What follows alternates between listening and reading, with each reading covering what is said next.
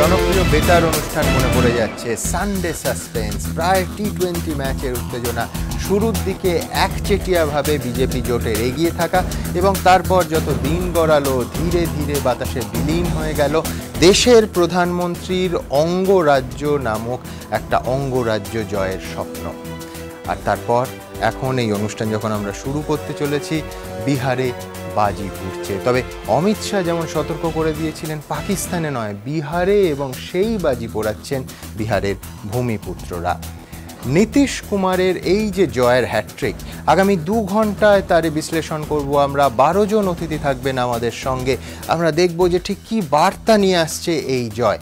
প্রথমত, নরেন্দ্র মোদী এবং অমিত শাহ জুটির রাজনৈতিক ভবিষ্যৎ কি প্রশ্নচিহ্নের মুখে। দ্বিতীয়ত, অসহিষ্ণুতার বিরুদ্ধে কি খুব কড়া একটা বার্তা এই ভোটে সাধারণ মানুষ দিলেন না। মানুষ আরেকবার দেখিয়ে দিলেন না যে ডালের দাম নিয়ে তারা সত্যিই চিন্তিত। ব্যক্তি মানুষ কোন মাংস খাবে সেটা নিয়ে রাষ্ট্রের নাক না গলালেও চলে। আর অবশ্যই তৃতীয়, আমাদের রাজ্যের প্রেক্ষিতে সব থেকে গুরুত্বপূর্ণ সেটা হচ্ছে যে অঙ্গরাজ্যের কতটা প্রভাব বঙ্গ রাজনীতিতে পড়বে। সামনেই 2016 নির্বাচন। যারা কংগ্রেস এবং সিপিএমে জোটপন্থী, এই নীতিশ লালুকে কাছাকাছি আসতে দেখে তারা কি উৎসাহিত হবেন? এবং তার থেকেও এই মুহূর্তে সব থেকে বড় প্রশ্ন, সিবিআইয়ের তদন্তের গতি তা কি আবার শ্লথ হয়ে যাবে? তার কারণ বাদল অধিবেশনে এই সরকারকে বারবার এক একটা বিল নিয়ে মুখ থুবড়ে পড়তে আমরা দেখেছি। শীতকালীন অধিবেশনে নতুন বন্ধু খোঁজার যে রাজনৈতিক বাধ্যবাধকতা, সিবিআই তদন্ত তাতে কি গতি হারাবে? আমরা সেই আলোচনায় আসবো, কিন্তু তার আগে এই গোটা ভোটের ফল, তার প্রভাব ইন আ নাটশেল দেখুন। ফের একবার নীতিশ কুমার। লালু ও সোনিয়ার হাত ধরে তৃতীয়বারের জন্য বিহারের মুখ্যমন্ত্রীর আসনে বসতে চলেছেন নীতিশ কুমার।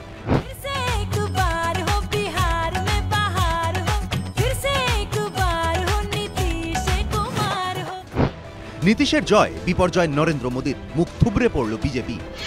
243 আসন বিশিষ্ট বিহার বিধানসভায় লালু, নীতিশ ও কংগ্রেসের মহাজোট জিতে নিল 178টি আসন। বিজেপি নেতৃত্বাধীন এনডিএ মাত্র 58টি আসন, অন্যান্যের ঝুলিতে 7টি।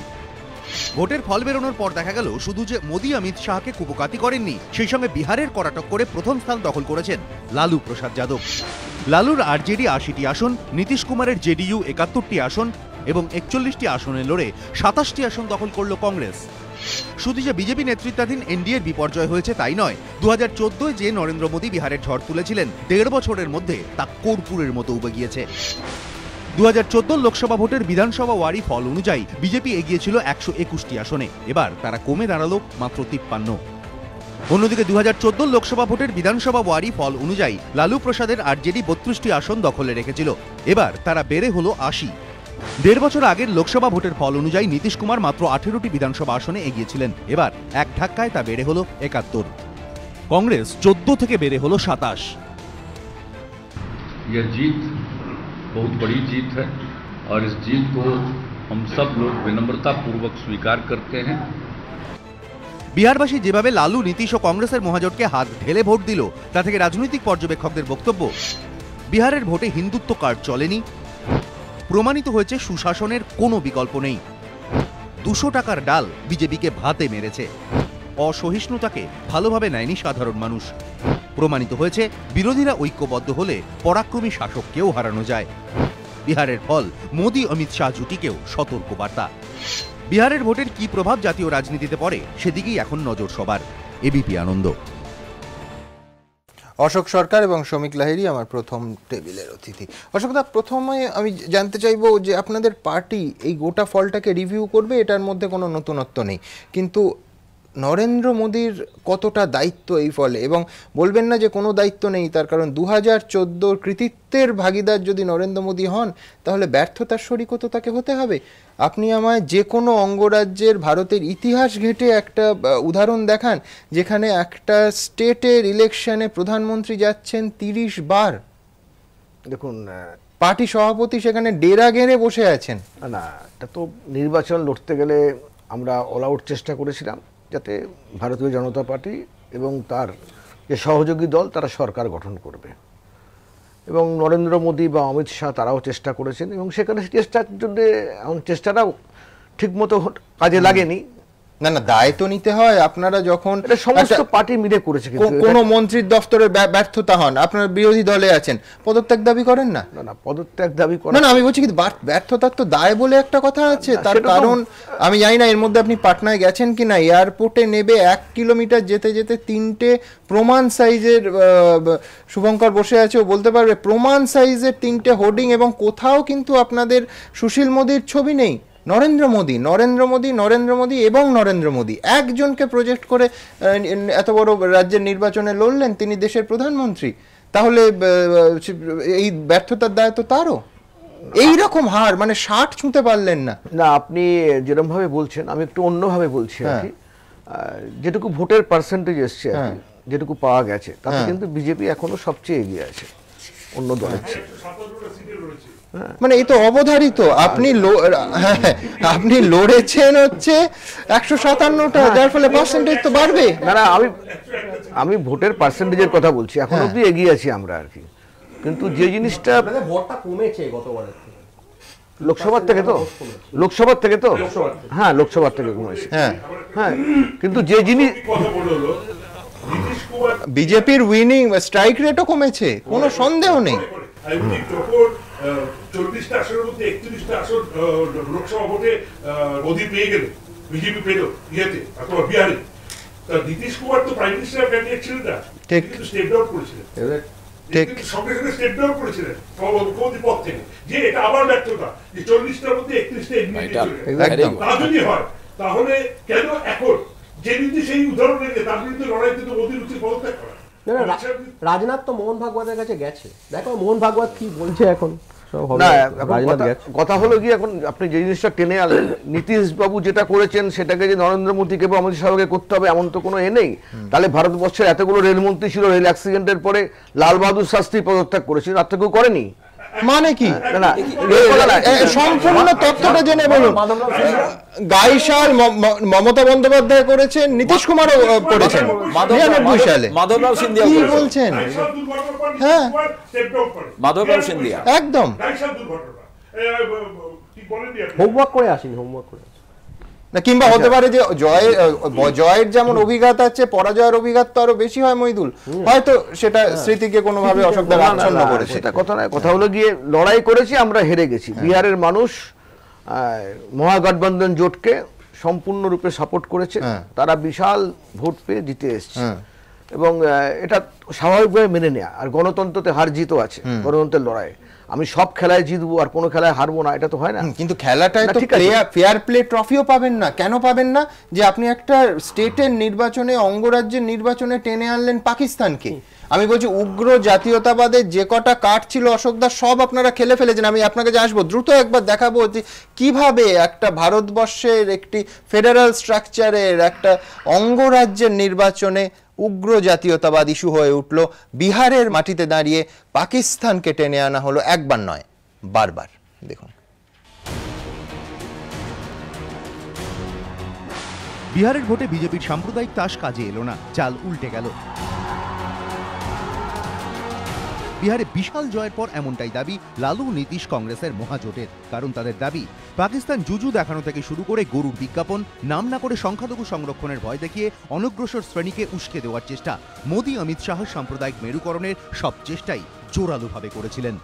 बिहार के दलितों को, बिहार के महादलितों को, बिहार के पिछड़ों को, बिहार के अति पिछड़ों को आज मैं विश्वास दिलाता हूं कि आप में से रत्ती भर आरक्षण कोई छीनने की कोशिश करेगा और किसी और संप्रदाय के नाम पर देकर के वोट बैंक की राजनीति करने की कोशिश करेगा, मोदी आपके आरक्षण की सुरक्षा के लिए अपनी जान की बाजी लगा देगा।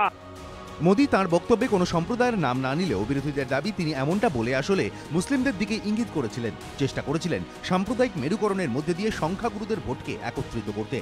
वो ऐसा बोल करके इनडायरेक्ट कुछ, कोई उनके माइंड में रिजर्वेशन नहीं है, उनके माइंड में पोलराइजेशन का गेम है। বিপুল জয়ের পর লালু নীতিশ দুজনেই সাম্প্রদায়িক লাইনে না হাঁটার জন্য বিহারবাসীকে ধন্যবাদ জানিয়েছেন। चुनाव के दौरान कई तरह से इस प्रकार का प्रयास हुआ कि समाज में ध्रुवीकरण की कोशिश की जाए, लेकिन हमने देखा कि जनता ने पूरे तौर पर इन चीजों को नकार दिया है। भाजपा का बिहार के जनता ने सुफरा साफ कर दिया और हम नरेंद्र मोदी फासिस्ट कम्युनल सरकार को हम लोग उखाड़ फेंकेंगे। मैं बधाई देता हूं बिहार के हमारे हिंदू भाइयों को, मेजॉरिटी कम्युनिटी को, कि उन्होंने नकार दिया भारतीय जनता पार्टी के सांप्रदायिक एजेंडा को।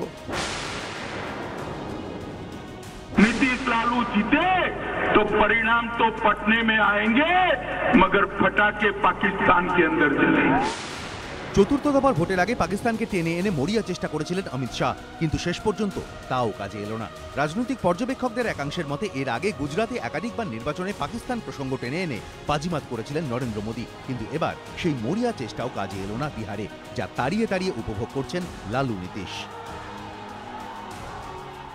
जितनी ताकत एक स्टेट के इलेक्शन में केंद्र के रूलिंग पार्टी ने झोंकी, ये अपने आप में मेरे हिसाब से अभूतपूर्व। গোমাংস ইস্যুকে তুলে ধরার চেষ্টা কিংবা খবরের কাগজের পাতা জুড়ে গরু নিয়ে বিজ্ঞাপন দেওয়ার বিজেপির কৌশলও বিহারের সাফল্যের মুখ দেখেনি বলেই মত রাজনৈতিক পর্যবেক্ষকদের একাংশের। এবিপি আনন্দ।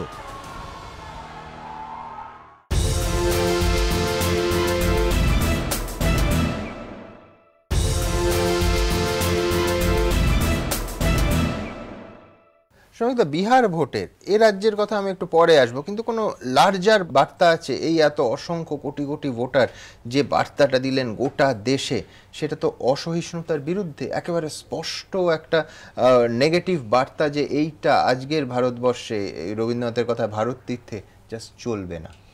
দেখুন, আমি এর আগে আপনাদের সর্বশেষ যে শো ছিল সেখানে আমি বলেছিলাম বিহারে বিজেপি জিতবে না। আমাকে জ্যোতিষ বলে কটাক্ষ করা হয়েছিল। কেন বলেছিলাম? আমরা তো রাজনীতির কর্মী, তার কিছু ইতিহাসের কিছু বিশ্লেষণ থাকে, আর বর্তমান পরিস্থিতিরও কিছু বিশ্লেষণ থাকে। আপনি যদি বিহারের একটু ইতিহাসের দিকে তাকান, দেখবেন লালুর উত্থান কখন, লালু প্রসাদ যাদব উত্থান হচ্ছে ভাগলপুর দাঙ্গার প্রেক্ষাপটে, অর্থাৎ যারা দাঙ্গা ঠেকাতে পারলো না তাদেরকে মানুষ দূরে সরিয়ে দিল। আপনি দেখবেন লালু প্রসাদ যাদব নিজের পজিশন কনসলিডেট করছেন কখন? আদবানির রথযাত্রা আটকে। আপনি দেখবেন যে কখন একা বিজেপি কিন্তু কোনোদিন ওখানে জিততে পারেনি, নীতিশের হাত ধরে জিতেছে। তাকে নীতিশের হাত ধরে জিতেছে কখন? যখন জাতপাত ইত্যাদিকে সামনে রেখে বিহারে আইন শৃঙ্খলা ইত্যাদি পরিস্থিতিটা খুব খারাপ হয়েছে। ফলে বিহারের ভোটটা কম বেশি কনসাস ভোট সবসময় পড়ে এবং সাম্প্রদায়িক রাজনীতির বিরুদ্ধে ভোট পড়ে। এইবার ওখানে সাম্প্রদায়িকতার কার্ড খেলতে গেলেন, উগ্র জাতীয়তাবাদের কার্ড খেলতে গেলেন। এবং কোন ফেজটা থেকে লক্ষ্য করুন, প্রথম দুটো ফেজের পর থার্ড ফেজের আগে থেকে গোটা দেশে কেন খেলতে গেলেন? দেখুন, এখানে একটা খুব মজার ব্যাপার আছে। দুটো ফেজের পর বিজেপিরও তো নিজের একটা হিসেব নিকেশ আছে এবং সে একটা রাষ্ট্রযন্ত্রে আছে, একটা সরকারে আছে, তার কাছে কিছু খবর থাকে। যখন বুঝছে ফার্স্ট ফেজ সেকেন্ড ফেজ, এবং ফলাফলের দিকেও তাকান ফার্স্ট ফেজ সেকেন্ড ফেজ, সে যখন বুঝছে যে আমি পিছন দিকে চলে যাচ্ছি, তখন at the cost of the unity of the people, মানুষের সম্প্রীতি এবং ঐক্য, সেটাকে ধ্বংস করার বিনিময়ে ক্ষমতায় আসতে চেয়েছে এবং তার জন্যই কার্ড খেলেছে। কিন্তু বুঝলো না যে বিহারের ইতিহাসটা, ভোটিং প্যাটার্নের ইতিহাসটা একটু অন্যরকম, যে কারণে দেখবেন পরিষ্কার ফোর্থ ফেজের পর যখন বুঝতে পারছে বিজেপি কতগুলো মিটিং নরেন্দ্র মোদীর বাতিল করা হয়েছে, অর্থাৎ তখন তারাও বুঝতে পারছে যে কমিউনাল কার্ড খেলেও আর কিছু হবে না। এই দেশে শুনুন, আমরা দেশটা এক আছি কেন? পৃথিবীর 8-5টা দেশের সঙ্গে আমাদের একটু তফাৎ আছে, এত ধর্ম, এত ভাষা। দেখবেন আপনিও বিদেশে গেলে জিজ্ঞাসা করে ভাষা কি, এক কথায় উত্তর আছে নাকি? 36টা ভাষায় সংবিধানে নোটিশ দিতে হয়। জিজ্ঞাসা করে ধর্ম কি, ওরও কোনো উত্তর আছে নাকি? ওরা জিজ্ঞেস করে দাঙ্গা হয় না, একসাথে আছো কি করে? এর তো একটাই উত্তর, কারণ আমার দেশের সব মানুষের নিজের ভাষায় কথা বলার সমান অধিকার, নিজের ধর্মে বিশ্বাস রাখার সমান অধিকার, নিজের সংস্কৃতি সেই অনুযায়ী চলার সমান অধিকার, নিজের খাদ্যাভ্যাস অনুযায়ী চলার সমান অধিকার। যেদিন আমরা জোর করে এক একটা অন্যের উপর চাপিয়ে দেওয়ার চেষ্টা করবো, দেশে দাঙ্গা লাগবে, আর সেটাই এরা চাইছে। এইখানে একটা প্রশ্ন আছে, এই বিপদটা বুঝে যেখানে আপনাদেরই ভাষায় যে সাম্প্রদায়িক শক্তির বিরুদ্ধে একটা জোট তৈরি হচ্ছে, সেখানে 6টা লেফট পার্টি তারা আলাদা লড়লো কেন? তারা এই লালু নীতিশের জোটে গেল না কেন? আজকে ফলাফলটা তো আমাদের সামনে এসেছে, 220টা আসনে এই 6টা লেফট পার্টি মিলে প্রার্থী দিয়েছিলেন। 3টি মাত্রতে CPI-ML জয়ী হয়েছে, বাকি সবগুলোতে হয় পরাজিত, নয় খারাপভাবে পরাজিত, নয় জামানত জব্দ। হ্যাঁ, আমরা আলাদা করে লড়েছিলাম, আমরা এই জোটে লড়িনি। তার কারণ দেখুন, আবার সংসদীয় ওই প্রশ্নই তো আসবে যে সাম্প্রদায়িকতার বিরুদ্ধে আপনারা জোট বাঁধছেন না কেন? না, সাম্প্রদায়িকতার বিরুদ্ধে জোট বাঁধছি না প্রশ্নটা এটা না। সবসময় সাম্প্রদায়িকতার বিরুদ্ধে দেখবেন সবচাইতে গুরুত্বপূর্ণ ভূমিকা নিয়েছে বামপন্থীরাই। এ ব্যাপারে বামপন্থীদের ক্রেডেনশিয়ালকে কেউ কোনোদিন চ্যালেঞ্জ করতে পারেনি। লালুর সঙ্গেও আপনারা বহুবার কাছাকাছি এসেছেন, কিন্তু কোনোদিন একমাত্র পার্টি যে কোনোদিন এই সাম্প্রদায়িক শক্তির কাছে মাথা নত করেনি এবং কোনোদিন যায়নি। বিহারে আমরা আলাদা লড়েছি, আমাদের এই জন্য লড়েছি যে আমাদের নিজেদের শক্তি, নিজেদের লড়াই, শ্রমজীবী মানুষের কথা, এগুলো ভোট কাটাকাটি হলে আমি বলছি যে আপনাদের রেজাল্ট বেটার যদি হতো, ভোট কাটাকাটি হলে তো অশোক দাদের সুবিধা হতো না। ভোট কাটাকাটির প্রশ্ন এখানে খুব একটা নেই। আমরা যেসব জায়গায় লড়েছি আপনি দেখবেন। তবে একটা জিনিস বুঝবেন, যখন এই ধরনের লড়াই, এটাও অবশ্যই আমাদের শিক্ষা গ্রহণ করতে হবে, আমাদের রিভিউতে আসতে হবে, যখন এই ধরনের লড়াই হচ্ছে পোলারাইজ, এই তীব্র পোলারাইজেশনের লড়াইতে কিন্তু যারা মার্জিনাল ফোর্স তারা আরো মার্জিনালাইজ হয়। এটাই হচ্ছে সবসময় সংসদীয় রাজনীতিতে হয়ে আসছে। ফলে আমরা আলাদা করে একটু বুঝতে চেয়েছিলাম, আমরা একটু আলাদা করে চলতে চেয়েছিলাম নিজেদের শক্তি এটা বোঝবার জন্য। জল মেপে নিলেন এই নির্বাচন।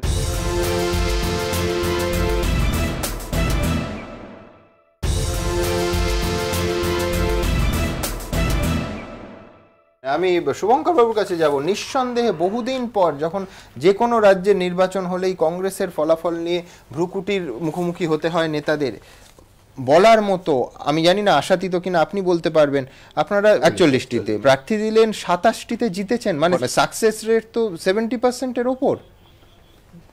দেখুন, আমি এই প্রসেসটায় প্রথম থেকে শেষ অবধি থাকাতে, মানে একেবারে মানে ক্লোজলি নয়, কিন্তু আমি এই প্রসেসটায় থাকাতে একটা জিনিস আমি বুঝেছি, কংগ্রেসের কাছে নির্বাচনে হার জিত আছে। কংগ্রেস সর্বভারতীয় দল হিসেবে আমরা একটা জায়গায় হেরে গেলে পরের দিন থেকে আবার শুরু করার একটা প্রয়াস থাকে। কিন্তু লোকসভা নির্বাচনে হারের পর থেকে প্রতিটি ক্ষেত্রে ইকুয়ালিটির যে একটা অভাব হচ্ছিল, সেখানে অল ইন্ডিয়া কংগ্রেস কমিটি এটাকে মাথায় রেখেছিল যে নির্বাচনে কতটা শেয়ার পেলাম, কতটা গেল, এটা কিন্তু বড় প্রশ্ন নয়। বড় প্রশ্নটা এই জায়গায় যে ভারতবর্ষের এই মুহূর্তে গুরুত্বপূর্ণ ভূমিকাটা কি, এবং সেটা আজকেও লালু নীতিশ দুজনেই কংগ্রেসকে ধন্যবাদ জানিয়েছে যে তাদের এই জোটটাকে আরো মজবুত করার যে প্রক্রিয়া, তাতে অত্যন্ত উৎসাহী।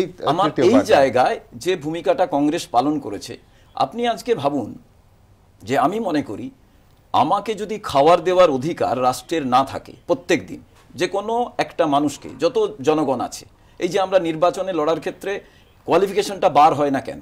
এ কারণেই বার হয় না যে আমরা সমস্ত মানুষকে কোয়ালিফিকেশন দেওয়ার মতো রাষ্ট্রের সেই ব্যবস্থা এখনো রাষ্ট্র অর্জন করতে পারেনি, তাই সেখানে বার নেই। আজকে ঠিক এই ক্ষেত্রে আমি খাওয়ার দেওয়ার ব্যাপারটাকে প্রত্যেক মানুষের কাছে পৌঁছে দিতে পারছি না, অথচ আমি বলছি তুমি এটা খাবে না, তুমি এটা রুখবে, তুমি এটা পড়বে না, এটা তো আমি করতে পারি না। এইখানে কিন্তু আপনারা ভাবছেন জাত ধর্ম এটা যেমন একটা বিষয়, এইখানে বিহারের নির্বাচনে ডেভেলপমেন্টটাও কিন্তু একটা বিষয়, যেটা নিয়ে বিজেপি রাজনীতি করতে চেয়েছে। আজকে ডালের দাম কত, সেখানের মানুষ তো এত বোকা নয়। প্রধানমন্ত্রী যখন বক্তৃতা দিচ্ছেন, বুঝলাম, কিন্তু আপনি মানবেন যে এই বিহার ফলের পর শুধু যে রাহুল গান্ধীকে আত্মবিশ্বাসী দেখাচ্ছে তা তো নয়, একটা সার্বিক যে কংগ্রেসের রেজাল্ট ভালো হচ্ছে না, বিরোধীরা এখনো যথেষ্ট শক্তিশালী নয়, এই তত্ত্বকে চ্যালেঞ্জ করার একটা জায়গায় কংগ্রেস পৌঁছে গেল। আপনাকে বলি, কংগ্রেসের কাছে দুদিন ধরে আমাদের দিল্লিতে সেমিনার ছিল, সেখানে রাহুল গান্ধী একটা কথা বলেছে, বিহারের নির্বাচনটাই কিন্তু একটা ফ্যাক্টর নয়, ফ্যাক্টর হচ্ছে 31% ভোট বিজেপি পেয়েছিল, 69%। আর কেউ যদি বলে আমরাই হিন্দু, বাকি 69% মানুষ তারা কি হিন্দু নয়, বা তারা অন্য ধর্মের মানুষ সেখানে নেই? এই জায়গায় তাদের অ্যাক্টিভিটি যে জায়গায় গিয়ে দাঁড়িয়েছিল, সেখানে আরএসএস পুরো বিজেপি পার্টিটা যেন বিজেপি নির্বাচনে জিতেছে কিন্তু বিজেপি দল চালাচ্ছে না, এমন একটা পরিস্থিতির জায়গা তৈরি হয়েছিল। সেখানে সবথেকে গুরুত্বপূর্ণ ভূমিকা এই বিহারের নির্বাচনটায় আমার মনে হয় আগামী দিনে প্রধানমন্ত্রী যে অ্যারোগেন্সি নিয়ে সারা ভারতবর্ষটা চালাবার কথা ভাবছেন, বিরোধীদের কোনো গুরুত্ব নেই যে মতটার কথা বলছেন, আজকে বিহারে জেতার পর এই মহা জোট তারা কিন্তু বললেন আমরা বিরোধীদের সব থেকে বেশি গুরুত্ব দিয়ে আগামী দিনে এই রাজ্য চালাবার ক্ষেত্রে ভূমিকা নেব। কোনো সন্দেহ নেই যে আপনি যেটা বলছেন, আজকে মুখ্যমন্ত্রী নীতিশ কুমারের বক্তব্য, হবু মুখ্যমন্ত্রী বলা যায়, তার জয়ের পর তিনি যে মুখ্যমন্ত্রী হবেন তা নিয়ে কোনো সংশয়ের জায়গা নেই রাজনৈতিক পরিস্থিতি বিশ্লেষণ করলে।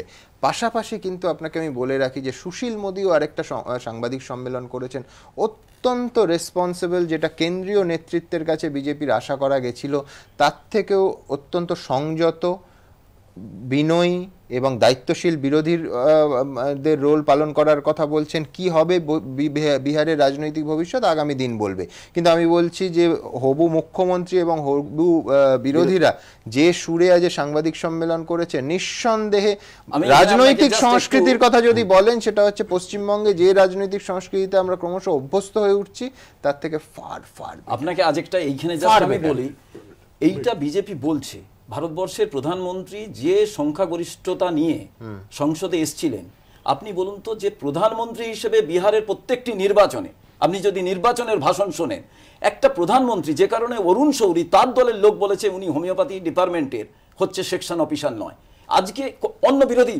কমিউনিস্ট অন্যান্য দল বাদ দিন, আর সর্বোপরি আমি বলি কোনো সন্দেহ নেই কংগ্রেসের একটা আত্মবিশ্বাস এখানে যে আগামী দিনে পশ্চিমবাংলার নির্বাচন, আমরা মনে করি Congress will play the vital role to form the government পশ্চিমবঙ্গের ক্ষেত্রে। আমি এটা মনে করি আপনি আশাবাদী হতে পারেন, আমার কোনো অসুবিধা নেই, দলের নেতা হিসেবে আশাবাদী তো হবেনি, কিন্তু অমিত শাহ, নরেন্দ্র মোদী এবং পরপর অমিত শাহ সেখানেই বিহারকে স্টেশন করে যাবতীয় নির্বাচনী কাজকর্মের পরিচালনা, কোথাও কি অতিরিক্ত শক্তি নিয়ে একটা রাজ্যে ঝাঁপিয়ে পড়ার ক্ষেত্রে একেবারে অনেক বড় বাজি রেখে ফেললেন না বিজেপি নেতারা?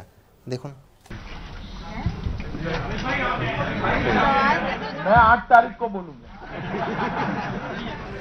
অমিত শাহ মুখ খোলার আগেই বলে দিল বিহারবাসী, দিল্লির পর আরও একবার নির্বাচনী যুদ্ধে ব্যর্থ অমিত শাহ। আরজেডি ও জেডিইউ কংগ্রেসের অফিসের সামনে জয়ের আনন্দের এই দৃশ্য দেখিয়ে অনেকেই কটাক্ষের সুরে মোদী সেনাপতিকে প্রশ্ন করছেন, বাজি কোথায় ফাটছে? এর কারণ চতুর্থ দফার ভোটের আগে জিততে মরিয়া বিজেপি সভাপতি বিহার ভোটেও পাকিস্তান জুজু দেখানোর চেষ্টা করেছিলেন। नीतीश लालू जीते तो परिणाम तो पटने में आएंगे मगर फटाके पाकिस्तान के अंदर जलेंगे। তাই আম আদমি পার্টির নেতা আশুতোষের মতো অনেকেই মোদীর প্রধান সেনাপতির দিকে এখন প্রশ্ন ছুড়ে দিচ্ছেন। আশুতোষ টুইট করে বলেছেন, অমিত শাহ এবার বলুন বাজি কোথায় পড়বে, বিহার নাকি পাকিস্তানে? স্বাভাবিকভাবেই এই প্রশ্নের উত্তর না দিয়ে টুইট করে অমিত শাহ বলেছেন, আমরা বিহারবাসীর রায়কে সম্মান জানাই, নতুন সরকারকে শুভেচ্ছা, আশা করি তারা বিহারকে এগিয়ে নিয়ে যাবে, নীতিশ কুমার এবং লালু প্রসাদ যাদবকে জয়ের জন্য অভিনন্দন। বিহার ভোটের মাসখানেক আগে থেকে দিল্লি ছেড়ে পাটনায় ঘাঁটি গেড়েছিলেন অমিত শাহ। একটি সর্বভারতীয় দলের সভাপতির এভাবে একটি রাজ্যে গিয়ে ঘাঁটি গেড়ে পড়ে থাকা অনেকের চোখে লাগলেও অমিত শাহের অনুগামীরা গর্বের সুরে বলেছিলেন তাদের চাণক্যর জুড়ি মেলা ভার। রবিবার দিনের শুরুতে যখন বিজেপি এগিয়েছিল তখন অমিত শাহকে কৃতিত্ব দেওয়ার প্রস্তুতিও শুরু হয়ে গিয়েছিল। हमारा जो पार्टी का एक ऑर्गेनाइजेशनल स्ट्रक्चर है, जिसको हमारे नेशनल प्रेसिडेंट अमित शाह जी ने बिहार में विशेषकर बहुत मेहनत करके स्वयं पर्यवेक्षण करके चलाया है। যদিও বেলা গড়াতে গড়াতে অমিত শাহের কৌশলের কঙ্কাল বেরিয়ে পড়তে শুরু করে, আর তা হতেই আক্রমণে শান দিতে শুরু করে কংগ্রেস। बीजेपी के प्रेसिडेंट ने कहा कि अगर भारतीय जनता पार्टी हार जाएगी तो पाकिस्तान खुश हो जाएगा, उसका मतलब है कि दूसरी पार्टी पाकिस्तानी है। तो क्या क्या बुरा ना, मतलब बाकी अपोजिशन को पाकिस्तानी भी बना दिया था भारतीय जनता पार्टी के प्रेसिडेंट ने। 2014 লোকসভা ভোটে উত্তরপ্রদেশে নিজের কৌশল খাটিয়ে দলকে 71টি আসন এনে দিলেও বিহারে অমিত শাহ সেই কৌশল খাটল না, যেমন দিল্লিতেও খাটেনি। বছরের শুরুতে ব্যর্থ হয়েছিল অমিত শাহের কৌশল, বছর শেষ হতে না হতে আরও একবার অসফল হলেন তিনি। বিরোধীরা কটাক্ষের সুরে প্রশ্ন করছে, মোদীর 2014 ম্যান অফ দ্য ম্যাচ কিছুদিন বাদে টিমের বাইরে চলে যাবেন না তো? देश के लोग नफरत की राजनीति नहीं चाहते, और नफरत की राजनीति करने वालों के मुंह पे ऐसा तमाचा मारा है कि वो लोग समझ न आए कि अब अगर दूसरी बार इन लोगों ने नफरत की राजनीति करने की कोशिश की तो इनका पूरी तरह से सफाया कर दिया जाएगा। বিজেপির একাধিক শীর্ষ নেতা অবশ্য ইতিমধ্যেই স্পষ্ট করে দিয়েছেন, বিহারের ফল যাই হোক না কেন অমিত শাহের সভাপতিত্বে তার কোনো প্রভাব পড়বে না। রবিবার হারের পরও চাণক্যকে বাঁচানোর সেই আপ্রাণ চেষ্টা হয়েছে। कोई असर नहीं पड़ेगा, अमित शाह जी निश्चित रूप से फिर से संगठन के अध्यक्ष बनेंगे, और साधारणतः इस प्रकार के चुनाव परिणामों से संगठन में बहुत ज्यादा असर नहीं पड़ता। যদিও রাজনৈতিক পর্যবেক্ষকদের একাংশ বলছেন দিল্লির পর বিহারও লজ্জাজনক হার অমিত শাহের চেয়ার বেশ নাড়িয়ে দিল। এরপর দলের মধ্যেও প্রশ্ন উঠতে পারে, মোদী আনুগত্যের পুরস্কার দিয়ে গুজরাট থেকে এনে দিল্লিতে বসালেও অমিত শাহের মধ্যে আদৌ কি বিজেপির সর্বভারতীয় সভাপতি হওয়ার গুণ আছে, নাকি এতদিন মোদী ছড়ে বিজেপির জয় হয়েছে আর সবাই অমিত শাহকে চাণক্য বলে মাতামাতি করেছে। সামনেই অসম, উত্তরপ্রদেশ, পশ্চিমবঙ্গ, কেরলে বিধানসভা ভোট। এর মধ্যে অসম বাদে আর কোথাও বিজেপির তেমন কোনো সাংগঠনিক শক্তি নেই। দুর্বল জায়গায় কি পদ্ম ফোটাতে পারবেন অমিত শাহ? তা যদি না হয় তাহলে কিন্তু তার কৌশল নিয়ে আরো বড়সড় প্রশ্নচিহ্ন তৈরি হয়ে যাবে, মত রাজনৈতিক পর্যবেক্ষকদের একাংশে। এবিপি আনন্দ। ছোট্ট একটা বিরতির সময় হয়ে গেছে। বিরতির পর ফিরে এসে আপনাদের দেখাবো এই অঙ্গ বিজয়ের ফলাফলের কোন প্রভাব আমাদের বঙ্গ রাজনীতিতে পড়বে। যারা জোটপন্থী 2016 নির্বাচনের কথা ভেবে জোটের বিষয়ে কি আরও বাড়তি উৎসাহ দেখাবেন? লালু নীতিশের জোট এ বঙ্গের জোটকে উৎসাহিত করবে। ছোট্ট একটা বিরতির পর দেখাবো আপনাদের সঙ্গে।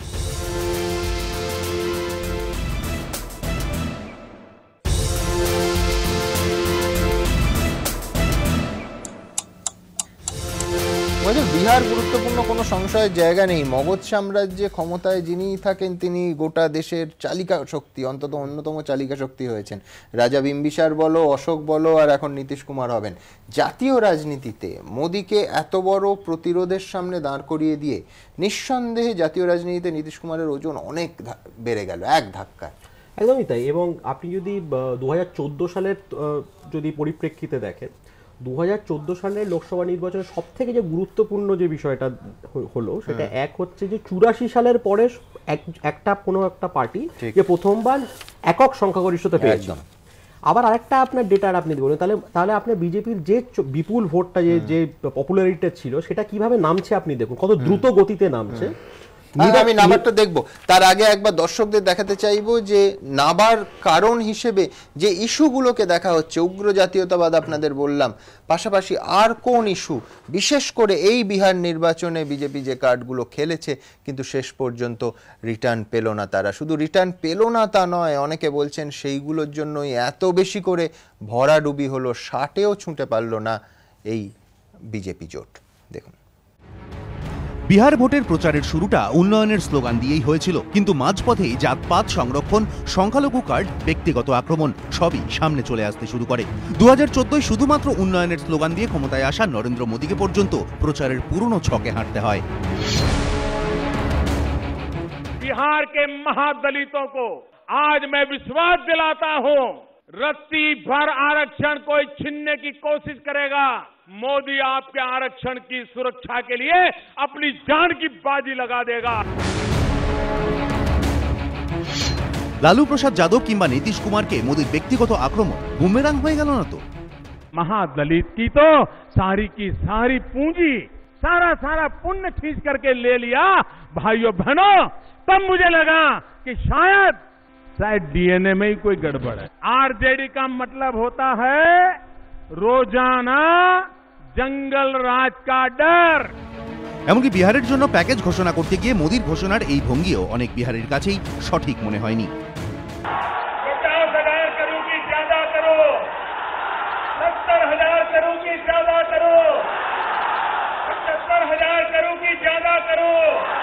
दिल्ली सरकार 1.25 लाख करोड़ रुपये का এছাড়াও অমিত শাহের পাকিস্তান মন্তব্য তো কার্যত বিতর্কে ঘৃতাহুতি করে। नीतीश लालू जीते तो परिणाम तो पटने में आएंगे, मगर फटाके पाकिस्तान के अंदर जलेंगे। উল্টো দিকে লালু প্রসাদ আক্রমণাত্মক হলেও নীতিশ কুমার কিন্তু মোটের ওপর উন্নয়নের প্রচারই চালিয়ে গিয়েছেন। শুধুমাত্র মাঝে মধ্যে ডিএনএ মন্তব্যকে বিহারের সঙ্গে জুড়ে দিয়ে কিংবা বিহারি বনাম বাহারি স্লোগান তুলে কৌশলে উস্কে দিয়েছেন বিতর্ক। শেষ পর্যন্ত এতে বাজি মাত হলো। উল্টো দিকে এত কিছুর পরও জয় অধরা থেকে গেল বিজেপির। বিরোধীরা কটাক্ষ করে বলছে মুকুটও জুটল না, মুখোশও খুলে গেল। উন্নয়ন নয়, ভোটে জিততে যে মোদী অমিত শাহের আসল অস্ত্র, সেই সাম্প্রদায়িক মেরুকরণ, সেটাই চোখে আঙুল দিয়ে দেখিয়ে দিল বিহারের ভোট। এ প্রসঙ্গে অনেকে নীতিশ কুমারের একটি পুরনো টুইটের উল্লেখ করছেন, যেখানে নীতিশ বলেছিলেন, মোদীজি যে ধরনের ভাষা ব্যবহার করছেন তাতে আমি অবাক। আমার আশঙ্কা মোদীজি বিহার জিততে যেভাবে মরিয়া হয়ে উঠেছেন তাতে তিনি দেশ না হারিয়ে ফেলেন। আগামী দিনে এমনটা হবে না তো? দিল্লি অবশ্য বহু দূর, তাই উত্তর পেতেও সময় লাগবে। এবিপি আনন্দ।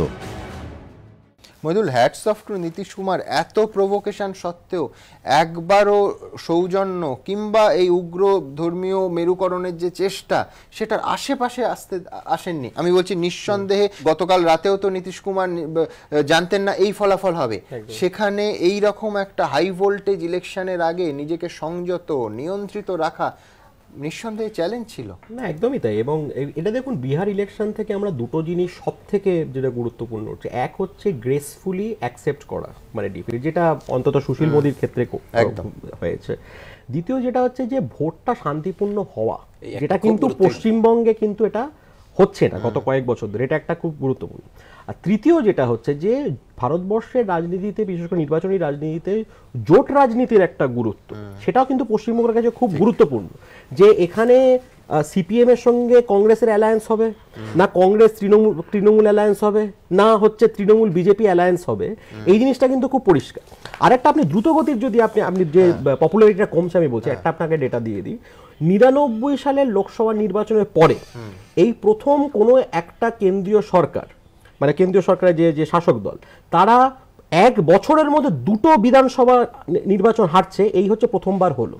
দিল্লিতে আপনি দেখুন যে লোকসভা নির্বাচনে 7টা লোকসভা তারা সিট জিতেছিল, এখন যে অবস্থা 3টে বিধানসভা সিট। দিল্লির পরে এবার বিহার দেখুন, এই বিহারে 2014-তে এগিয়ে প্রচন্ড সুইপ করেছিল, এখন কি অবস্থা। মইদুল, আমি আসবো একবার শ্রমিকদার কাছে, দ্রুত একটা পয়েন্ট জেনে নেবো। সেটা হচ্ছে সীতারাম ইয়েচুরি খানিকক্ষণ আগে আমাদেরই অনুষ্ঠানে আমাকেই বলছিলেন যে গোটাটা জনগণের ওপর চাপাচ্ছেন এই জোটের ক্ষেত্রে, যে মানুষ যা চাইবে তাই হবে। এর একটা উত্তর অত্যন্ত পজিটিভ, যে মানুষ জোট চাইছে সুতরাং আমরা জোটে আপত্তি নেই, সেই মানেটা ধরবো শ্রমিকদা?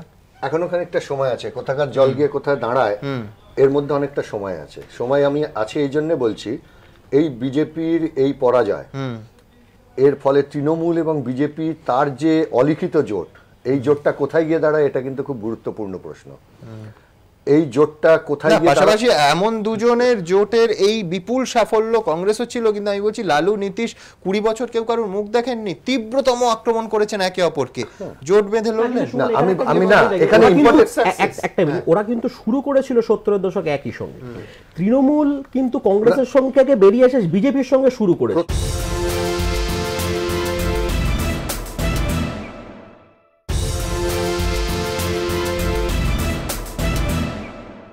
ওরা কিন্তু শুরু করেছিল 70-এর দশক একই সঙ্গে, তৃণমূল কিন্তু কংগ্রেসের সঙ্গে বেরিয়ে এসে বিজেপির সঙ্গে শুরু করেছে। প্রথম আলাদা, এটাও কিন্তু একটা ভাবনা চিন্তার ব্যাপার আছে, যে যারা শুরু করেছিল একসঙ্গে বিহারে, প্রথম মাঝখানে ছাড়াছাড়ি হয়ে গেছে, আবার তারা জুটলো, আবার এখন কি হবে এখানে প্রথম ওরা আলাদা হয়। এক মিনিট, ওদের প্রথম দেখবেন আপনি যে লালু প্রসাদ যাদব, শরদ যাদব এবং তারপর নীতিশ কুমার, রামবিলাস পাসওয়ান, সব একসাথে ছিলেন জেপি মুভমেন্টের মধ্যে।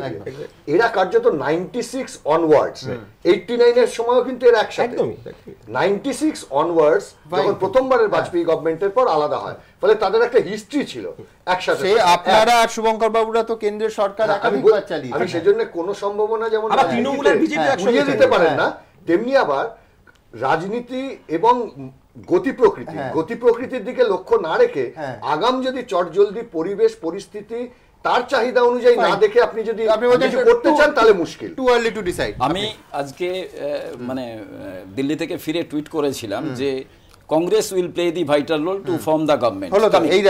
এই রাজ্যে দেখুন সম্ভাবনা দুটো, আমরা ইউপিএ 1 যখন করি তখন কমিউনিস্টরা আমাদের সঙ্গে ছিল, কমন মিনিমাম প্রোগ্রামের সমস্ত কিছুতে, পরবর্তী ক্ষেত্রে তৃণমূলও আমাদের সঙ্গে ছিল। তো পশ্চিমবাংলার কিন্তু বেশি সময় আপনাদের সঙ্গে ছিল। না, আমি বলছি এইবার পরিস্থিতিটা এই জায়গায়, সেটা হচ্ছে যে কংগ্রেস যেমন বিহারের ক্ষেত্রে রাহুল গান্ধী পার্লামেন্টের ভেতরে পার্লামেন্টের বাইরে যে আন্দোলন শুরু করেছিল, তাকে নীতিশ কুমার এবং লালু দুজনে একত্রিতভাবে হয়েছে এই রাজ্যে। এবং এই রাজ্যের ক্ষেত্রে আমি মনে করি যে আগামী দিনে একটা জোটের রাজনীতি হতে চলেছে। সেটা কোন দিকে যায়, কিন্তু মানে যেহেতু আমি সর্বভারতীয় ক্ষেত্রে আছি, আমার আমি মনে করি সেটা কিন্তু এখানকার মানুষও আশা করে যে বাংলাকে চালাতে গেলে, আজকে যেমন লালু প্রসাদ যাদব, নীতিশ কুমার বলছেন আমরা বিহারকে এমন জায়গায় নিয়ে যেতে চাই যে সেখানকার মানুষ স্যাটিসফাইড হয়।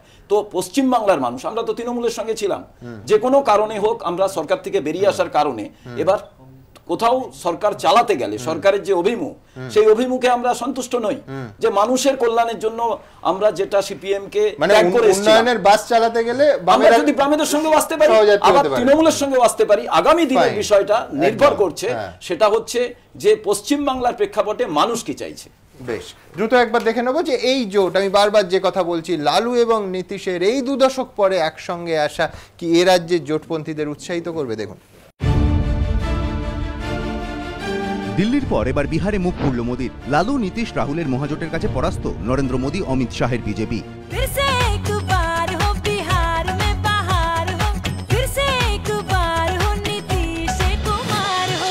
বিহারের ভোটের এই ফলের প্রভাব কি আগামী বছর পশ্চিমবঙ্গের বিধানসভা ভোটেও পড়বে? প্রশ্ন রাজনৈতিক মহলে। পর্যবেক্ষকদের একাংশের মতে এবারের বিহারের ভোটে শুধু নয়া সমীকরণই গঠন হয়নি, গঠিত হয়েছে নতুন রসায়নও। একসময় যে লালু প্রসাদ যাদব ছিলেন নীতিশ কুমারের সবচেয়ে বড় শত্রু, সেই লালু নীতিশ হাতে হাত মিলিয়েছেন। যে নীতিশের হাত কোনোদিনও ধরেনি কংগ্রেস, সেই তারাও জোটবদ্ধ হয়েছে। ইউপিএ 2 এর সময় থেকে যে লালুর সঙ্গে দূরত্ব রাখতেন, পরিস্থিতি বুঝে তার সঙ্গেও হাত মিলিয়েছেন রাহুল গান্ধী। নিট ফল মহাজোটের দুরন্ত জয়, মোদী অমিত শাহের বিপর্যয়। বিহারের ভোটের দিকে নজর ছিল গোটা দেশেরই। ভোটের ময়দানে মোদীর বিরোধিতায় নামা লালু, নীতিশ, রাহুলদের মহাজোটকে সমর্থন জানিয়েছিলেন মমতা বন্দ্যোপাধ্যায়ও। বিহারবাসীর কাছে আর্জি জানান মহাজোটের প্রার্থীদের ভোট দেওয়ার জন্য। কিন্তু মহাজোটের এই অভাবনীয় ফলের প্রভাব তাঁর রাজ্যেও পড়বে না তো? কারণ রাজনৈতিক পর্যবেক্ষকদের একাংশের মতে বিহারের এবারের ফল দেখিয়ে দিল বিরোধী দলগুলি একজোট হতে পারলে প্রবল পরাক্রমী শাসককেও ধরাশায়ী করা যায়। আর এতেই জল্পনা তৈরি হয়েছে সামনের বছর পশ্চিমবঙ্গ বিধানসভা ভোটেও কি তৃণমূলকে হারাতে সিপিএম কংগ্রেসও জোটবদ্ধ হতে পারে। সম্ভাবনা পুরোপুরি খারিজ করে দিচ্ছেন না খোদ সিপিএম এর সাধারণ সম্পাদকও। কোনোভাবে এখানকার যারা শাসক দল তাদের রুখতে যে দুটো ফোর্সের কথাবার্তা চলছে বা স্থানীয় স্তরে অনেক জল্পনা চলছে, বামপন্থীরা এবং কংগ্রেস কাছাকাছি আসার সম্ভাবনা আছে। পলিটিক্স অ্যারিথমেটিক নয়। অ্যারিথমেটিক মে আপনি 2 and 2 যদি জোড়াতে চেষ্টা করবে তো 4 আসবে। পলিটিক্স মে 2 and 2 রাখবে তো হতে পারে 22 আসবে। ওটার একটা অ্যালায়েন্সের একটা ভ্যালু আছে। জনগণ ডিসাইড করবে। আজকে যে আক্রান্ত চলছে বেঙ্গলে, নিশ্চয়ই এটা প্রভাবিত করবে আগামী নির্বাচনে। এর আগে সিপিএম কংগ্রেসের জোট জল্পনা তৈরি হয়েছিল শ্যামল চক্রবর্তী, গৌতম দেবদের কথায়। সমঝোতা কি সমঝোতা হবে এখন বলতে পারছি না, কিন্তু বাট কংগ্রেসের সাথে আমাদের বেসিক ডিফারেন্স আপনি জানেন। বাট কংগ্রেসের সব গভর্নমেন্টকে আমরা সাপোর্ট করেছি। We are supported the Congress government for a long time. 4 বছর 4.5 বছর আমরা সাপোর্ট করেছি। কিন্তু আসল সমঝোতা হবে কি হবে না লেট আস সি। কিন্তু কংগ্রেসের সাথে আমরা অনেক আন্দোলন, যেখানে কংগ্রেসের নেতারা থাকছেন, আমরাও থাকছি, আমরা করছি। হাজারদুয়ারির মতো 1000টা পথ খোলা থাকে, কিছু বলা যায় না। অনেকে তো শিলিগুড়ি মডেলের উদাহরণও টানছেন, যেখানে সিপিএম এর অশোক ভট্টাচার্যের নেতৃত্বে বিরোধীরা নিচু স্তরে সংঘবদ্ধ হয়ে টেক্কা দিয়েছিল তৃণমূলকে। কংগ্রেস সিপিএম 2 দলেরই একাধিক নেতা আড়ালে আবডালে স্বীকার করছেন এই মুহূর্তে তৃণমূলকে হারাতে হলে জোট বাধা ছাড়া অন্য কোনো উপায় নেই। কারণ কংগ্রেস সিপিএম একসঙ্গে হলে তবেই সংখ্যালঘু ভোটও একত্রিত হতে পারে, যা তৃণমূলের জীবন কাঠি। এই প্রেক্ষাপটে বিহারে মহাজোটের জয় কি পশ্চিমবঙ্গেও কংগ্রেস সিপিএম এর জোট সম্ভাবনাকে নতুন করে উস্কে দিল না? প্রশ্ন রাজনৈতিক মহলে। এবিপি আনন্দ।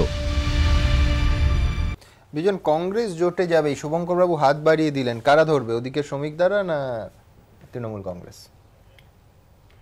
বামেদের সঙ্গে জোটের কথা উঠছে। সাম্প্রদায়িক শক্তিকে নাকি ঠেকাতে বিহারে সহযোগিতা করেছে। কোন সহযোগিতা বাংলার মানুষ বুঝতে পারলো না, বরঞ্চ তোমরাও 4-4টে নির্বাচন লড়েছো পশ্চিমবঙ্গ, ওসব কথা বাদ প্লিজ আমি একটু বলি। বরঞ্চ নীতিশ লালু জোটকে ঠেকাতে বিজেপিকে সহযোগিতা করেছে বামেরা। আপনি একটু আগেই আলোচনা করছিলেন 220টির বেশি আসনে প্রার্থী দিয়েছে। আসলে কাদের ভোট কাটলো? এই ভোটটা তো যেত নীতিশ লালু কংগ্রেস জোটের দিকেই যেত ভোটটা। সেই ভোটটা কেটে পরোক্ষে বিজেপিকেই সহযোগিতা করলো। আসলে তাহলে সাম্প্রদায়িক শক্তিকে সহযোগিতা করলো কারা? এর পেছনে কারণ আছে। কারণ হলো তোমরা তো এই বাংলায় প্লিজ আমি তোমাকে ডিস্টার্ব করিনি, প্লিজ আমাকে বলতে দাও। ফ্যাক্টটা বলো। ঠিক আছে তুমি বলো পরে। বিজেপির সঙ্গে তোমরা একটু বলতে দাও, প্লিজ একটু বলতে দাও। বাংলাকে ফ্যাক্ট বলো। বাংলার মানুষ চাইছে যে উন্নয়ন, ওখানে নীতিশ কুমার উন্নয়নের নাম করে যে ভোটটা পেয়েছে। একটু টোনটা চেঞ্জ করবে, একদম নরেন্দ্র মোদীর মতো মনে হচ্ছিল।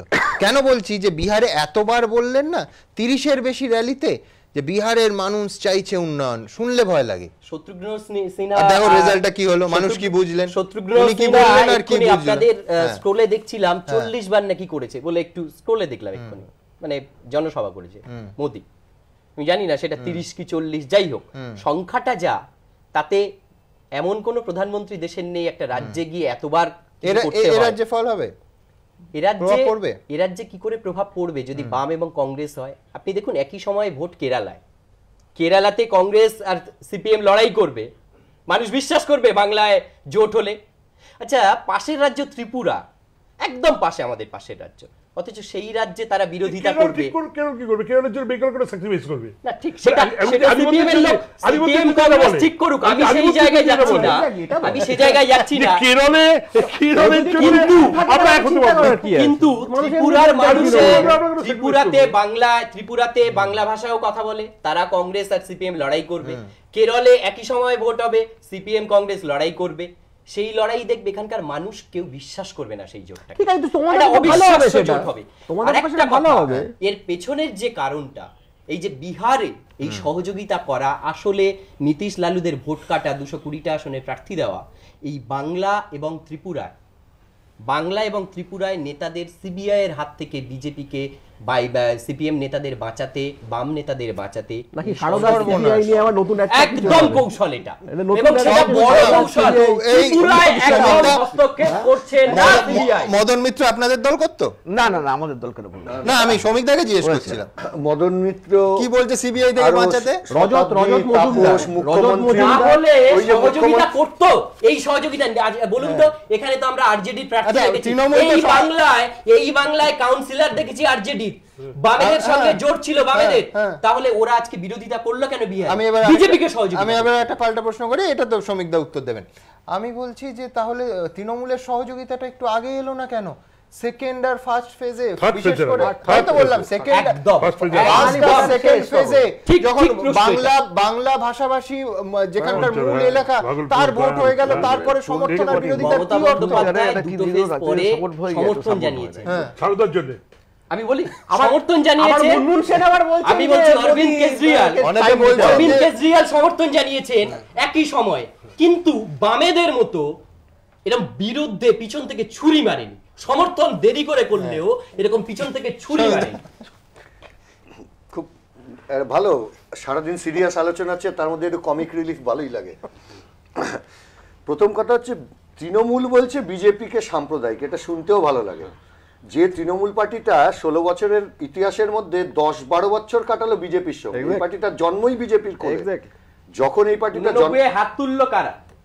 যে পার্টিটা আম্বানির সঙ্গে কলকাতার রাজপথে হাত তুলেছিল কারা? জানেন, মাঝপথে কিন্তু আমি বলিনি, এইটুকু ভদ্রতা নিশ্চয়। পুরো তৃণমূল তো তুমি নও, হাফ তৃণমূল, টিকিট পেলে ফুল হবে। তো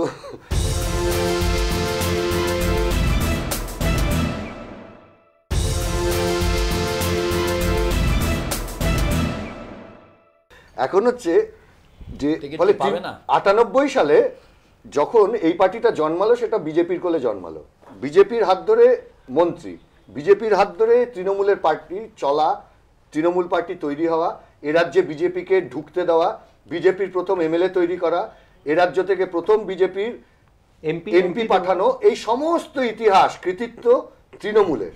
সমস্ত যে তৃণমূল বলেছিল এই পশ্চিমবাংলার বিধানসভা নির্বাচন 2011-র আগে মোদির কোমরে দড়ি বাঁধবো, সারদা কাণ্ডের পর তিনি দিল্লিতে গিয়ে রাখি বাঁধছেন মোদির সাথে। কেন? কেন? এখন আমার কথা যেটা, সেটা হচ্ছে আমি কেন বলতে পারলাম না যে এত আগে তার সঙ্গে কার জোট হবে বলা যাচ্ছে না, এই জন্য তার কারণ তৃণমূল বিজেপি কোন অবস্থান নেয় পরস্পরকে বাঁচাতে, ওখানে রাজ্যসভায় বিজেপিকে বাঁচাতে এবং এখানে নিজেদের হাতের হাত করা বাঁচাতে। আবার একটা হিস্টোরিক ব্লান্ডার করবে, কি করবে না? কংগ্রেসও কি ঠিক করে, অনেক কংগ্রেসও কি ঠিক করে সেটা আমি একটা কথা বলবো। আমার একটা মনে হচ্ছে প্রত্যেকটা কথাতেই শুনছি যে সাম্প্রদায়িক শক্তি মানে একমাত্র যেন ভারতীয় জনতা পার্টি সাম্প্রদায়িক শক্তির তকমা লাগাবার জন্য সবাই লেগে পড়ে আছে। আমি একটা জিনিস বলছি, আমি সাম্প্রদায়িক, আমি গরু রচনা করবো না, আমি গরু রচনা করবো না, গরু দুধ দেয় কিন্তু ভোট দেয় না, ভোট দেয় না।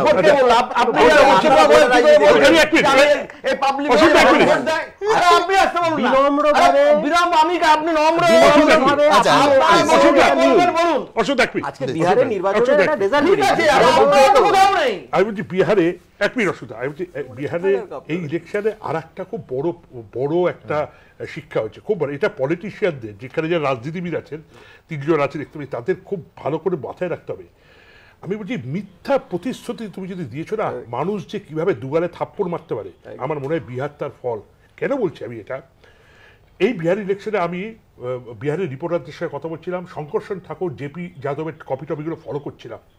এবার বিহারের নির্বাচনের সব থেকে বড় ইস্যু হয়েছিল মহিলাদের ক্ষেত্রে, যে 15 লক্ষ টাকা, আমি বলছিলাম, আমি তো শেষ করতে, 15 লক্ষ টাকা অ্যাকাউন্টে পাবে। জনধন প্রকল্পে বহু দলিত মহিলা তারা অ্যাকাউন্ট খুলে বসেছেন, প্রতিদিন ব্যাংকে গিয়ে খবর নিচ্ছেন যে 15 লক্ষ টাকা কবে পড়বে। ব্যাংকের অফিসার কাচুমাচু করে বলছে আমি কি বলবো যে 15 লক্ষ টাকা কবে আসবে, কোনোদিনই তো আসবে না, এদের বলবো কি? এইটা কিন্তু গরিব, আদিবাসী, তারপর ধর হচ্ছে Dalit, Mahadalit, extremely backward class, most backward class, Dalit, Mahadalit, এদের ক্ষেত্রে মনে হচ্ছে এরা খুব প্রতারিত হয়েছে। আমি বলছি কাস্ট ক্রিডের উপরে এই যে মেয়েদের এবং ভোট দেওয়া, কোথাও যেন মনে হচ্ছে যে এত বড় প্রতারণার একটা জবাব দেওয়া দরকার। তুমি দেখো এই যে রেজাল্ট না, যে কোথায় চলে গেছে, 53-তে চলে গেছে, 53, মানে থার্ড পার্টি, তাও অনেক দূরের থার্ড পার্টি একদম। এবং আর এটাও বলা যাবে না দেবজ্যোতি যে উন্নয়নের ক্ষেত্রে ভোট হয়েছে।